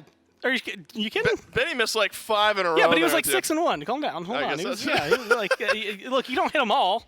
As long as you hit enough of them, you're good. And it's much shorter, much faster. You're right. Rap is a lot less of an investment, high stakes, right? It's lower stakes. Yeah, you're right. I do. I'm only trying to play devil's advocate. That being said, it's also incredibly important because otherwise you're going to get run down and absolutely demolished in the mid lane. You need to be hitting those. You either hit it and you're great, or you miss it and you're dead. Yeah, but I do look at this Zhonghui, though, Gore, and the style of pick that wants to run down, and you've got a draft with an Atlas and a Shiva and a Cthulhu that'll help you run down the enemy team. But you know what they all are? What tanky. Are they? You know what helps shred through tanks? Anubis ult. That's where the help comes in. Look, You're I'm gonna pick it up as much as possible. I think that in team fights, you're going to need to be very careful. You're going to have a lot of protection around you to make things work out. Otherwise, you're just getting dove on. But if you are able to free cast, if you can get your ult off, you can shred through somebody, right? You're not trying to split targets. You have to focus just one person down. And I think in this option, it's go for the Cthulhu. Everybody else is going to be pretty easy to burn down after that. It's just get rid of the one problem for the team. If it costs you your life, then so be it. BennyQ be the sacrificial lamb. And then hope that Wowie, hope that Aquarius can have a much better game this time around as opposed to on the Cerberus, on the Bologna now. I think there's a lot of options for them. I think it is absolutely a risk, right? This is a pick that of course we could, in 3 minutes from now, he could just be 0-5 and they could keep sitting on him and make it the most miserable game they've ever had. But if that small little window exists for him, I want to believe in him. And Gore, this is a game where if the Valkyries win, not only do they get their first SPO win as a roster, they get the first SPO win in what, 26 sets as a Valkyries organization. Not the same roster, of course. As an organization, the Valks haven't won since Phase 2 of last year. And against the defending world champions, storylines abound. Game 3 between the Leviathans and the Valkyries. Can they do it? That's the ultimate question. Can the Valks finally find their first set win, and can they do it off the back of Anubis from BennyQ, the OG winner dog special coming out of the mid laner? BennyQ used to love running this in the SCC. They'd get a Game 1 win, and Game 2, you can bet that this pick is going to be coming out of BennyQ. They do it here in Game 3 up against the Leviathans and against a Zhonghui out of Shinto. Maybe a little bit of a new look on that mid laner as well. Yeah, I think that Anubis has a very good matchup into Zhonghui in that they are both gods that channel their ultimate, and it's damage over time, but not like applied damage over time. It's channeled damage over time. Except one of them's like way faster. So if it's a DPS race between the two mid laners, BennyQ gonna win more often than not. That said, burst potential certainly goes over to Zhonghui. So if Shinto is able to establish a lead, there's gonna be a portion of the game where BennyQ is just straight up not allowed to play. And the same is true of the inverse. So I think a very volatile matchup in the mid. So keep your eyes on that one. Both mid laners flanked by incredibly aggressive early game junglers. Panatom on the Shiva, Kirmi on the Gilgamesh can both get involved very early on. Volatile lanes all the way across the board. But if this game goes late, if it gets to that 30-minute mark at a relatively even state, or even if the Leviathans are like 3, 4, 5,000 gold down at that point, as long as they get to 30 minutes, I don't see how this Leviathans draft is going to lose. Yeah, it's going to be maybe a rough early game for Leviathans, maybe a swimming early game here for these guys. If they can find some picks on Benny, maybe find some picks onto Kirmi, going back over towards this Gilgamesh, but that sweep in by Panatom, a lot of damage coming from that 1-2 combo out of the Shiva. Gonna be a jump back in by Kirmi, just to get a little bit of extra damage through, disarm with that Scourge from Aquarius, but there shouldn't be any further fights in this 2v2, especially with Kirmi and Aquarius about half HP. Rongyu just off the mark with the pull, so Wowie able to maintain his beads. Yeah, I am just teetering on the knife's edge right now. The only lane that I think doesn't have a whole lot of potential for fireworks is likely the duo lane, unless Gamma gets over-aggressive and Rongyu tosses him into the tower, because Jingwei's damage follow-up not incredibly high. Wowie's damage follow-up on Charybdis not incredibly high until a little bit later on. So if action is going to be abound, I think it's elsewhere on the map. Maybe in mid, follow the junglers if anything. Kirmi and Panatom both should be able to establish pressure. It's just which one of them is going to strike first. Slight advantage over to Panatom, maybe in the first 3 or so levels, just because he's gone for Eye of the Jungle, as opposed to the Bumba's Spear for Kirmi. Bumba's Hammer, probably a very good transformation, upgrade if you would, for the Gilgamesh, but we're a ways off from that. And maybe to kind of echo your points on the low kill possibility here in the duo lane. Wowie's actually gone away from the Death Soul that he's been starting up every single game. This time around, we'll go for the Gilded Arrow. Saying, what's that, man? So we are going to see double gilded, double devourer start. But BennyQ just doing what Anubis does best and nearly full clearing the minion wave with a single ability. It's going to be a pull in against Gamma at this purple, but Gamma manages to steal that one away. What, a single tick of Tremor to grab that one out. Kirmi finds a drop kick on Panatom. Panatom gets the sweep, but Kirmi with basically no mana left to his name can't continue the fight. And Yarkor in the 2v1 should be fine since Kirmi has, like I said, no mana to his name. Yeah, it's been a 2v2 over in the Soul Lane for the last 3 minutes, and neither side able to pull any significant lead. Blinking from Gamma. Good damage on a Zapman. Beater's still there. He's going to need to use him now. Tremors, and then immediately spotted by the agility out of Zapman. That'll get him away from that, but that's a hefty relic cost there for Zapman. But on the Jingwei, still a fairly safe god. And with Gamma's blink down, not much further initiation from the Valkyries duo. But with Panatom rotating over, could be a turnaround now. Yikes. On towards Gamma. Knockup is good. A sweep will pull him back in. Wrong use body blocks are enough. And then a charge right in to slow him down. Gamma will not survive this engagement. It's Panatom on top of the kill. Yeah, once Panatom's in that position, has ultimate available, there's no answer for Gamma. My man could have just fully channeled Panatom, that is that ultimate, and CCMU, no movement speed negation there, means that he could have just stuck indefinitely to Gamma. The only thing Gamma can do in a scenario like that, once he gets one more level to his name, is drop a wall and try and separate the fight. But right there, that's a checkmate for the Leviathans. First blood over to the world champions. BennyQ starting with lifesteal in that first slot with his Vampiric Shroud. So we'll get a little bit from the starter and then a little bit towards that second item. Kirmi going for a back camp invade here on this right-hand side. And Kirmi, much to the same as Panatom up until that moment, Kirmi has not left this right side of the map. I think we saw him go to mid lane like one time to get a mid camp with BennyQ, but ever since then, he has really pitched a tent to this right side of the map. Which has been the answer for junglers to Cthulhu. His early game, Cthulhu's that is, not incredibly strong. Generally, if you can limit those blue buffs, if you can limit the farm that Cthulhu's allowed to pick up, you will slow down his power spikes, you slow down his capacity to rotate to these team fights. So no shade to Kirmi. I think that's a great line of play for him. Rongyu uses the ultimate to try and steal away that purple buff. Not sure if he was successful there. That said, you've sat on the Cthulhu for a good long while, and I don't think Yarkor is feeling too bad about it. Parity in levels, and I don't think he's lost out on a blue just yet. No, instead Kirmi will finally kind of leave that side of the map and come over here to give a little bit of assistance over towards Benny. Not that BennyQ really needs it right now. He's been sitting pretty comfortably as an Anubis. By this point in the game, I've already been ganked 3 times by the jungler, but not going to be the case here for the Leviathans up against BennyQ. They've left him alone, at least to start this one out. Shinto, again, we saw this kind of last game, in the last couple of games here, where BennyQ's been able to pull out these very small leads up against his enemy mid laner here. Shinto just now ticking over level 7, though, so not too far behind against Benny. No, he might even have a slight XP advantage once he clears out that wave if he doesn't 3-split it, and it will be a 2-split as Panatom heads over into the jungle. Ooh. Shinto just taking back camps, taking waves, and trusting Rongyu to make sure that it doesn't get too far into his tower. No gold lost there. Over to the Zhong Kui, and an early rotation from Yarkor. Meyer no good. Kirmi will use that hero's advance to get himself out of dodge, and the game has slowed down a bit. First blood may have gone to the Leviathans, but the gold lead did not. Now the Valkyries are maintaining that one. 500 to their name and experience. Wow. 1,700 XP as well. So the Valkyries have been getting a lot of extra farm comparatively to the Leviathans. That man down to about half HP in the 1v1 up against Wowie.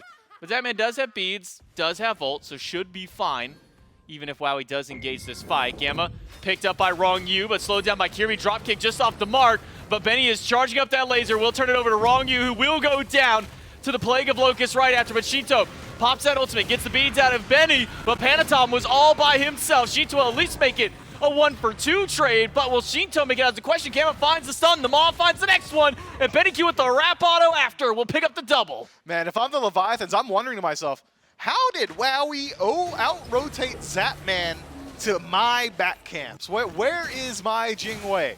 Jingwei was in lane clearing a wave. Does not get involved in the team fight whatsoever, and in doing so, the Valhalla Valkyries take a clean win there. Great ultimate from Wowie to secure that kill onto the last target, and strips away the purple buff in one clean stride. The experience advantage, which was already pretty significant, gets even better for the Valhalla Valkyries, and now the gold lead, I think, substantial enough to talk about. Well, that's a good deal. No neutral objectives have fallen down as of yet. The Valhalla Valkyries still nearly 2k up. That man walks up to try and steal a purple buff of his own since his has been stolen away the last 3 rotations.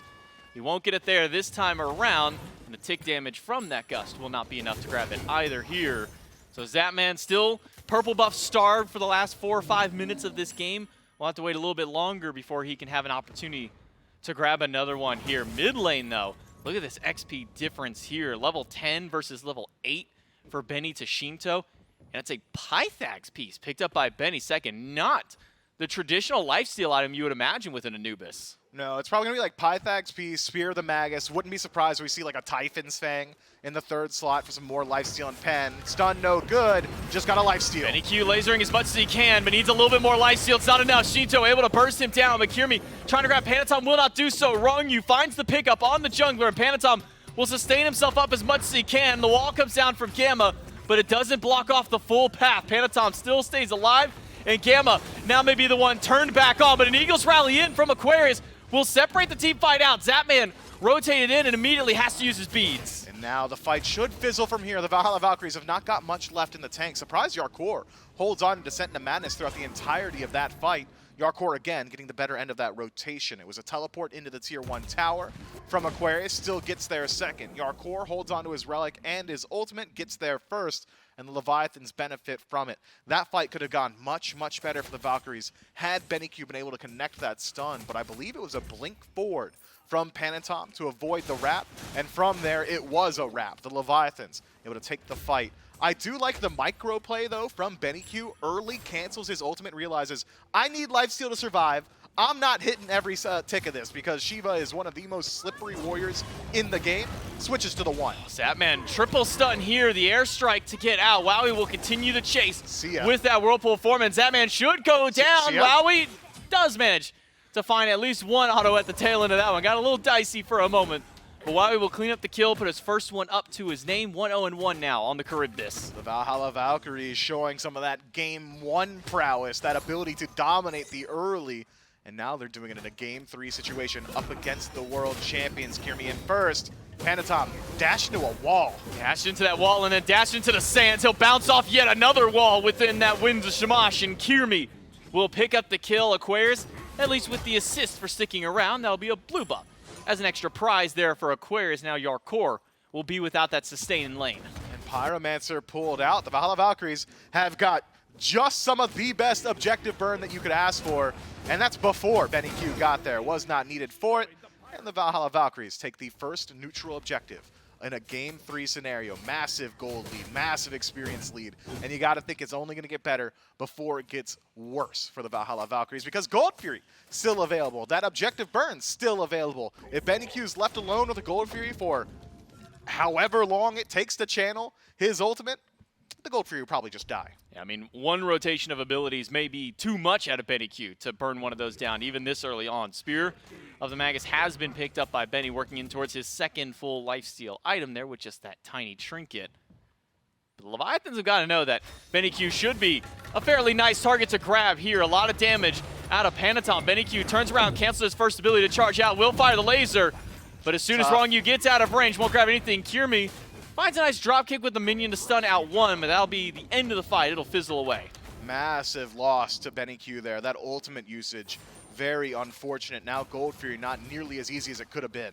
Zapman wants the 1v1, but he will not get the 1v1. Kirmi with the Winds of Shamash, not gonna be enough damage to take down Zapman. Gamma thrown right back through the fires of Panatom and surrounded by 3. Gamma cannot make it out of this one. Will only Tremor just to delay his life a little longer, but Shinto comes up with his 3rd kill. Speaking of, man, Yarkor just keeps rotating the mid, trying to make sure he's getting involved in these team fights, and in spending so much of his time rotating, has now fallen 2 levels down on Aquarius. 14 is the Bologna to the 12 of this Cthulhu. That's a massive disparity already in the soul lane. So once these fights do erupt around the Gold Tree, once these soul laners get involved, gotta think Aqua's gonna do more. Well, Zapman Kirmi is back, and now it's a 2v1, but Zapman has enough distance to get away from the 2 of the Valkyries instead. Now it's Wowie at half HP for soaking up so many of those tower shots there. If Kirmi had ultimate, that could have been maybe a different story there, but used it in that prior team fight, so didn't have it for the rotation back to Zapman. And Zapman still had his beads anyway, so he should have been able to get out of there. But a massive group around the purple while Panatom rotating back in. Kirmi gets the drop kick and the beads out of Zapman. And Kirmi is still batting away, but with Rongyu showing up, that'll separate the jungler and the hunter. Panatom stuck between Gamma, the walls, and the Tremors. A stun out of Wowie and a follow-up auto means that Panatom will go down. Man, Shiva just does not have the tools to deal with like a Bracken. Those walls have been dominant. Great drop kick. Secures the kill onto Zapman. Kirmi having himself a game here and laughing in the player cams as the Gold Fury is pulled out. Benny Q, not a whole lot of mana, no ultimate available. Maybe just force Shinto back to base, though. It's just Rongyu. Rong doesn't have an ult, though. He'll be able to throw out that Astrolabe, try and seal it with the pull. No, he will not. Looked close. It was close. I kind of really just winced up from him like, oh, maybe? No, will not find it there. That one will go to the Valkyries. So a second objective now to this Chaos side team and a 5K gold and 8K XP lead for the Chaos side team here. The Valkyries with this early game style of draft, you know, you're showing some worries about it as we get to the later stages. Well, the Valks are trying to prevent themselves from getting that far into the game. And they've done it at a great pace so far, just 13.5 minutes in. Desynced both neutral objectives, so the Leviathans will be put in a position, if the Valhalla Valkyries are quick enough on the uptake, are able to keep on the forefront, able to keep pushing the issue, the Leviathans are going to be forced to try and defend the Pyromancer without being able to split the map, and then try and defend the Gold Fury without being able to split the map, and that's all before the 20 or so minute mark, which, and I said, 30 minutes is what we're looking at for the Leviathans. The Valhalla Valkyries have done a great job finding some separation. And these leads are massive. The objective-focused composition going to be very good for pushing this lead as well. The Valkyries might be looking at like an 18, 19-minute Fire Giant. Check back in with the builds. It is a Typhon's Fang for Benny Q. Massive Power Spike form, additional lifesteal synergizing very well with the Pythags and Spear of Magus already. 10% penetration on that item. This Anubis swings.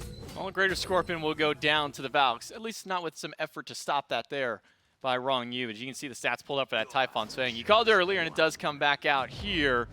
Gamma chasing down Shinto, finds the stun, but it's stun for stun. A wall comes out from Gamma. Shinto will go down here. The laser out of Benny Q is good, but the response back in. Panatom doesn't find the knock-up, instead needs a lot of damage back. Rongyu picks up one, but now Yarkor, who has tried so many times to get into these team fights, is finally here to try and turn this one back around for his team. It's Gamma at a quarter HP, but with Wowie showing up and the Descent into Madness expended, Yarkor and the rest of the Leviathans will back away. Man, Benny's damage just ridiculous. Panatom thought he won that damage trade. Simply not the case. Valhalla Valkyrie surging forward. Stun no good. Tower will fall. Unfortunately for Gore, I'm not sure that Benny Q's hit all that many wraps so far. Hasn't needed it though, because Gamma's always been there with the setup. And right when that tier 1 tower goes down and right when that Pyromancer respawns, the Valkyries are already on top of it.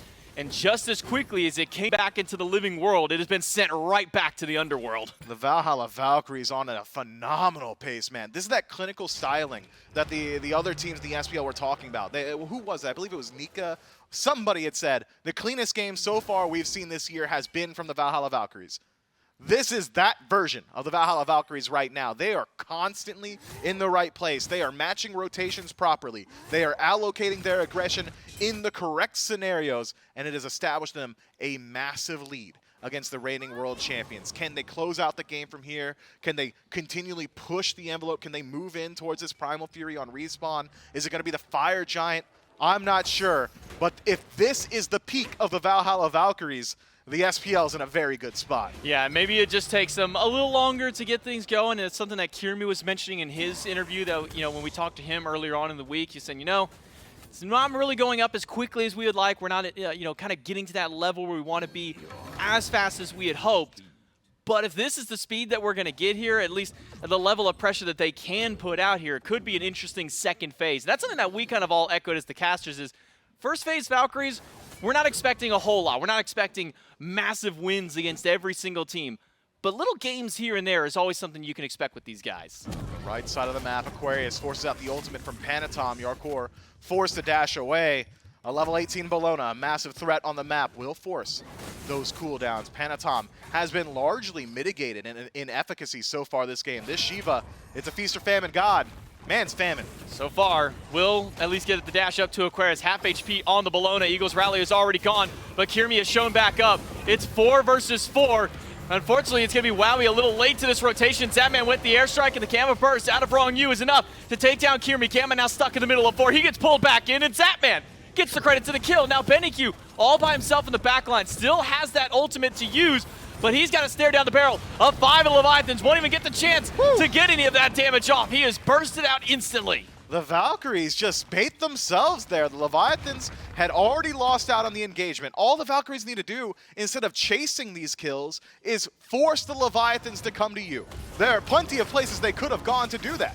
The Leviathans are doing it just now. Fire Giant pulled out. They're not chasing their kills. They're forcing the Valkyries up. Aquarius, level 18. He'll get pulled back by Wrong U through the fire. A little bit of damage thrown toward this Bologna, and will drop her down to about 60% health. Wowie has been pushed away from this fight, but with both of their ultimates up and the members of the Valkyries respawning, Leviathans have been pushed away from this Fire Giant. Zapman in the maybe got caught shopping a little bit here. Will take the boxing match against Aquarius, and he's winning it right now, especially when he's got some backup here, but Aqua at least able to delay Zapman's back. Not just Zapman's back, he slows down Panatom's back. Yarkor sticks around just to make sure Zap doesn't fall. Had those two gone back to base, Panatom and Yarkor that is, Zapman with no ultimate was probably just dead to Aquarius. So small play from the solo leader of the Valhalla Valkyries, make sure the Leviathans are a little bit slower on the reset, buys time for the rest of the Valkyries to respawn and regroup.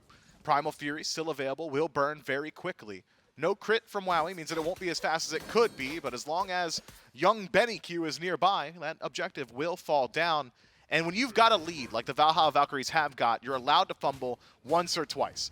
You don't want to do it too many more times after that, especially against the Leviathans.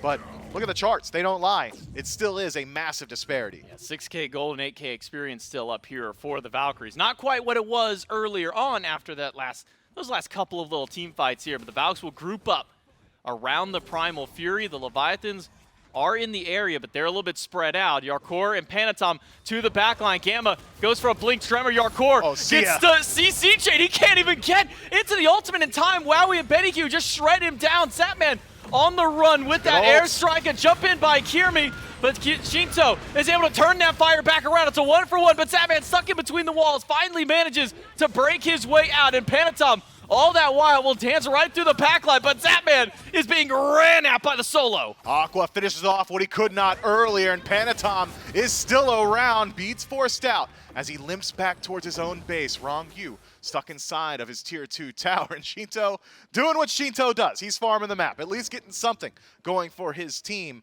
That is a 1-for-2 trade favoring the Valhalla Valkyries. Primal Fury still available, but maybe not the target of their aggression. Instead, they could catch out Shinto here. They could look towards Wrong U. The Valkyries don't benefit from the same bird's eye view we do on the cast, so they are not aware of the fact that there are 2 members of the Leviathans lurking in the jungle until just now. Aquarius spots them. Yeah, Aquarius will see 2. The Pyromancer coming back up. Maybe that could have been a call for Leviathans had Aqua not rotated over to that side of the map. Now that objective will be gone, at least as far as being able to take it here. And so will the Primal Fury. That one gets grabbed by the Valkyries. That'll make their objective play just a little bit stronger here, as if it wasn't already pretty strong to begin with. The fact they've got this Anubis here with BennyQ goes for a Void Stone, a 4th item to round out his build. You know, the Leviathans gain one very crucial detail, one factoid for them from that last team fight that will help them significantly going forward. Yarkor is not allowed to dash in. It's got to be Blink Descent into Madness or just Descent into Madness. Dash first, very long dash, CC, telegraphed, Cthulhu, massive and slow. You're going to get stunned from Benny or Kirmi, and then you're going to get immediately shredded. And it takes a little while to descend into Madness, and Anubis doesn't need a whole lot of time to deal that DPS. Speaking of DPS, Fire Giant taking a good deal of it down to 50%. Halfway down, Wrong U and Yarkor here to slow this one down, but Wrong U gets kicked against the wall and dropped by Aquarius. Yarkor up into Descent to Madness this time, but Wowie is chewing through his health bar with that kin size. Meanwhile, Aquarius dealing with Panatom in the backline. Shinto walks up at BennyQ and realizes that that's probably not the call that you want to go for. Yarkor will de-transform and get stunned immediately to his own doom. It's BennyQ with the double. Wow, he's still able to maintain his own life. The Valhalla Valkyries have taken a clean team fight up against the Leviathans. Shinto blinks in there thinking to himself, no way, BennyQ's still got ultimate, right? Like, I'm just going to channel mine. I'm going to run around. It's going to be just fine. Simply not the case. Those beads were still on cooldown, and Shinto is immediately stunned and removed from the game. The Valhalla Valkyries reset back to base and can now move their way over towards the Fire Giant. Pyromancer, essentially soloed by a Death's Embrace Bologna, does not need any help with Scourge and the passive of that starter item. Going to resustain very easily. Largest neutral objective now pulled out. And well, the Valhalla Valkyries, this is a 99%er. Yeah, Kirmi realized that Zapman was still in the lane, decided to walk over and make sure that there was no steal potential. The Valkyries take the Fire Giant, 22 and a half minutes in. Zapman stun, does manage to get the agility out, and gets the airstrike just in time. That stun was on its way from BennyQ, but can the gap be closed? Not enough here for the Valks to find Zapman, but they can at least grab a tier 2 tower, as there's only now 2 of those remaining on the map. Look at the Leviathan's ultimate cooldowns. Descent into Madness still not back. Shinto's ultimate just now coming off. Panatom does not have his. The Valhalla Valkyries maybe could have kept up their aggression if they were privy to that fact. Instead, reset, and they'd likely love to spend some of that gold that they got from a couple of team fights and 2 objectives. Take a tier 2 tower on right. Well, now that gold lead that was, what, 6,000, 7,000 at one point, nearly doubled up to 12, experience back to where it once was. I had said earlier on, if the Leviathans can get to the late game portion and keep the lead to about 4,000 or 5,000 gold, then their composition by merit of relative strength should be able to match up into that gold lead and even tip in favor of the reigning world champions. Yeah, that gold lead's way bigger than the realm of acceptable losses that I had allowed for the Leviathans. The Valhalla Valkyries firmly in control now with Fire Giant on all 5 members, but their siege is a little bit one note. It's, can Gamma find a good wall? And if yes, is BennyQ able to line up his ultimate? It's like shooting fish in a barrel. Easier, but not easy. As long as they are able, the Valhalla Valkyries that is, to get 1 pick from their ultimates, from their first ability rotation, the siege is going to look good. But if they do not, the re-engage from the Leviathans is incredibly strong. The chase potential of Panatom, the lockdown of Yarkor, Shinto's aggression matched up with Shiva's is going to be very powerful in its own right. Gamma at the front line will walk in, slow down Wrong Yu, who gets stunned and completely shredded away. BennyQ has already erased the first god off the map, but they've got a full health Yarkor standing in front of them. The Phoenix does go down as Kirmi finishes that one, but everybody on the Valkyries are sitting around half HP. They've got to go on full retreat. Big knockup from Yarkor sets up a lot of damage. Panatom finds a sweep in. It's a little late from Wowie to save their life, but Kirmi up against Zapman finds one. Can he find enough to take down Shinto? No, it will not. He'll jump right back in with the help of Gamma. Dropkick is there, and Kirmi finds the double kill. Now Panatom turns it around to find one, but it's only Panatom left. The Valhalla Valkyries, with 3 people left, have upset the Leviathans. They can walk right in with this Phoenix down, take the game, and take the set from the reigning world champions. Wrong U's got a snowball's chance in hell here, if I'm being completely honest. The Valhalla Valkyries from the brink. I wouldn't even call it from the brink. That was clinical. It was dominant from minute 1 to minute done. Able to find their first victory in the SPL and break a legacy curse for the Valhalla Valkyries for going on nearly an entire calendar year now. Congratulations, and what a first win to get up against the reigning world champions. Who was that guy in the chat who's got to do the 100 subs out there now? Something with 6 1s. That's the only part of the name that I remember there. Yeah, 111. 1 1.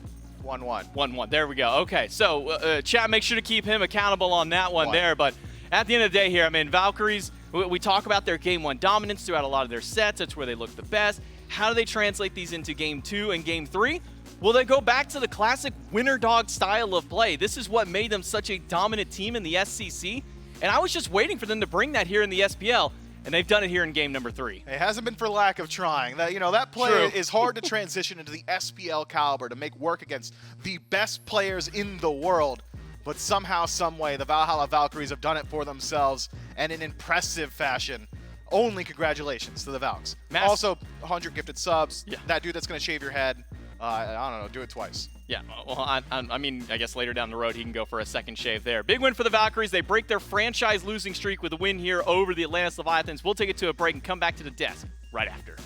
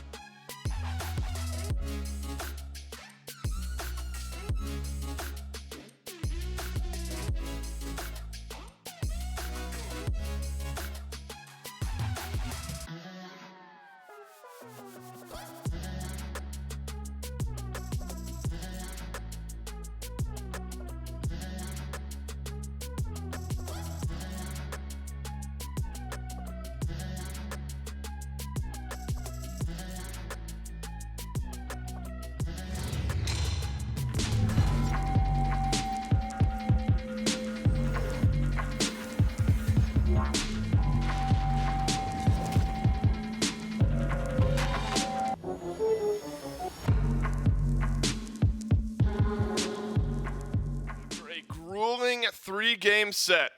The Valhalla Valkyries find their first SPL win in Season 9 and their first SPL win as a roster. Congrats to them. It has been a long road to get here, a roster that stuck together through the SECs. They qualified together in the SPL play-in tournament, and now they beat the defending world champions for their first win here in Season 9 of the SPL. Game 1 win, Game 3 win, with a loss there in the middle, but Gore, the bread is made a victory here for the Valhalla Valkyries. And what a great look for this team. There are even moments in Game 2 where I think the Valkyries, I think they could have won it in 2. Yeah. I think at the end of the day, a win's a win, right? And so I think you're looking at just really 3 good performances for them. A couple of stumbles, though, in Game 2 that maybe stripped that one away. I'm going to give them even more credit. I'm not going to say that this is why they won, but this was the most Winter Dogs-esque comp that I think I've seen them play this year. Yeah. Very similar to what we would get to see out of them in Game 2 of SEC sets last time around. And you really got to see it. I think that this Anubis pick really just worked out so well. I mean, the amount of damage that he could do up against how tanky everybody else was and the burn that it was able to provide in a lot of these team fights. I was really worried about, what happens if he gets sat on and that you needed everyone around you to kind of play protector and set things up to make sure that you didn't end up getting CC'd to death or knocked out of anything. And what was insane about it, outside of like his abilities having like the knock-up immunity and things like that, was that the team played so perfectly around him. I mean, you can see in tons of these highlights, like, look at where everybody else is around BennyQ and how much they're setting up, the stuns that are coming through to really open up the doors for him. I think you got a really good amount of play and damage coming out of mid, and then you got Kiermi setting up a lot of kills, really good, like, not just ganks, but this play in particular stood out to me, being able to get in and kind of make up what felt like it was about to be a losing fight for the Valkyries. He's insanely low, but again, it's the teamwork between them that just stands lights out, being able to kind of bounce off, swap in and out in terms of essentially who's taking aggro from the Leviathans, and being able to do it so that no one ends up dying. I think BennyQ died in that last fight, but it came at the expense of everybody else on the Leviathans, and having some success pop up for Kiermi and Gamma, like most notably, as well as Wowie. And Gore, BennyQ's asking what his GPM was that set. We determined through 2 games, it was what, 560. With a 617, it goes up by a lot. In game number 3, 617 GPM. Holy smokes. And Wowie's at 638. Look, and had a great KDA, 6015. We have noted the dual lane struggles for the Valhalla Valkyries, and we need to note when the dual lane does well. And this was an example of a set where the dual lane played very effectively. I think the Charybdis pick for Wowie has worked wonders for this team here today. And I assume this is going to be the first of what I expect to be many victories for this Valhalla Valkyries team, because we've seen the growth, we've seen the potential, and now we see it culminate in a win over the Atlantis Leviathans nonetheless. BennyQ is at the forefront of the conversation all through Game 3, and he'll be at the end of the conversation here for the post-game interview. Yeah, Gore had a great tweet about it. BennyQ, let's start off high level. You guys qualified through the SPL qualifiers tournament. Been a tough start to your SPL career. Lots of competitive SMITE, though, from you guys. You finally get the win. What does this mean to you guys, and how does it feel to finally get that SPL win? It feels great, especially also, you can look behind you, so I don't want to cut you off there. But yeah, I mean, I came into this year with very high expectations of ourselves. I didn't think we'd be bottom 2 from especially the first few weeks. I felt like we played good enough to win. We just couldn't close out.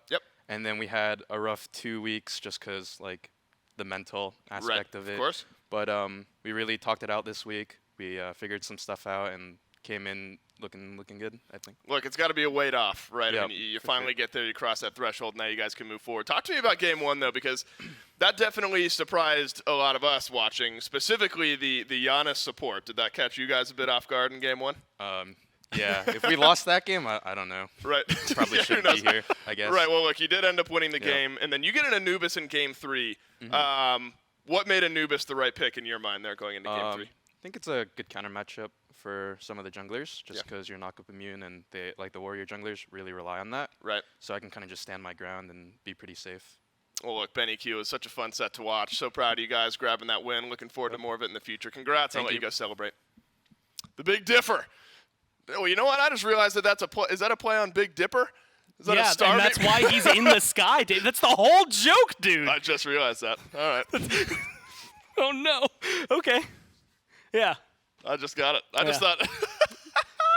I mean, it's a good. I guess it's a good phrase on its own too. Yeah. No, that's so much funnier to me now. that it's like, they're looking into the skies, they're gazing, right? And they say, "Hey, look, it's the Big Dipper." And it's Benny Q's face. That is so much funnier. Yeah. No, I just thought they were calling him the Big Dipper, and that was just his name. All right, well, that one went over my head, and we eventually got it. There's like the other people out there who didn't get it. They get it now too. Yeah, actually, it was just a bit. I got it the whole time. I was just pretending, so you guys who didn't get it didn't feel bad. No, but Benny Q and the rest of the Valkyries. I am proud of this team. I think this team has got to be proud of themselves as well. Benny Q said it himself. Didn't expect the start of the year to be this difficult for this team, but there are growing pains when you jump from the SEC to the SPL all at once. Valkyries have some more growing pains to go through, but I think the first of many wins that we'll see here in Season 9, and that is our first of 2 matchups here today. It's the Atlantis Leviathans fall 2-1 to the Valhalla Valkyries. Solar Scarabs versus the Olympus Bolts up next score, followed by a triple header tomorrow on Sunday. And we'll talk briefly about the Scarabs-Bolts matchup before we move on. I think the Scarabs, not in too dissimilar a spot to the Valkyries, where they've gotten that set win over the Valkyries. Yep. But just haven't gotten the wins rolling in the same way they did at the end of Season 8. I'll say the same thing that I said yesterday after Game 1 for the Scarabs. If they get that performance every game, I think they can take on anybody in the league and make it look almost simple for them. It's just getting that performance to happen every game that is going to be the big complication, I think, for them. But they're a team to keep your eyes on. I think much like what we just saw out of the Valkyries, you're going to get, I think, a lot of good plays from the Scarabs, and I don't think that this one's far-fetched to say that it could not only go 3, but they could theoretically stand on top of them. The Bolts are also with a hot hand right now, so it's going to be a difficult match. Well, Gore, the SPL right now feels like it's a game of consistency. Who shows up on the day? It's a game of consistency. Is Team A going to show up and play their best Smite? Now, some teams are more consistent than others, of course. Some teams play better Smite than others on a more regular basis. But there is an absolute world where the Scarabs are the team that show up today. They take down the Olympus Bolts, and I wouldn't be all that surprised. That is the matchup we've got up next. The Valhalla Valkyries drink it in. The Valks win up against the Leviathans. Can the Scarabs grab another win here in Season 9 of the SPL over the Bolts? Game number 2 of our day coming up next.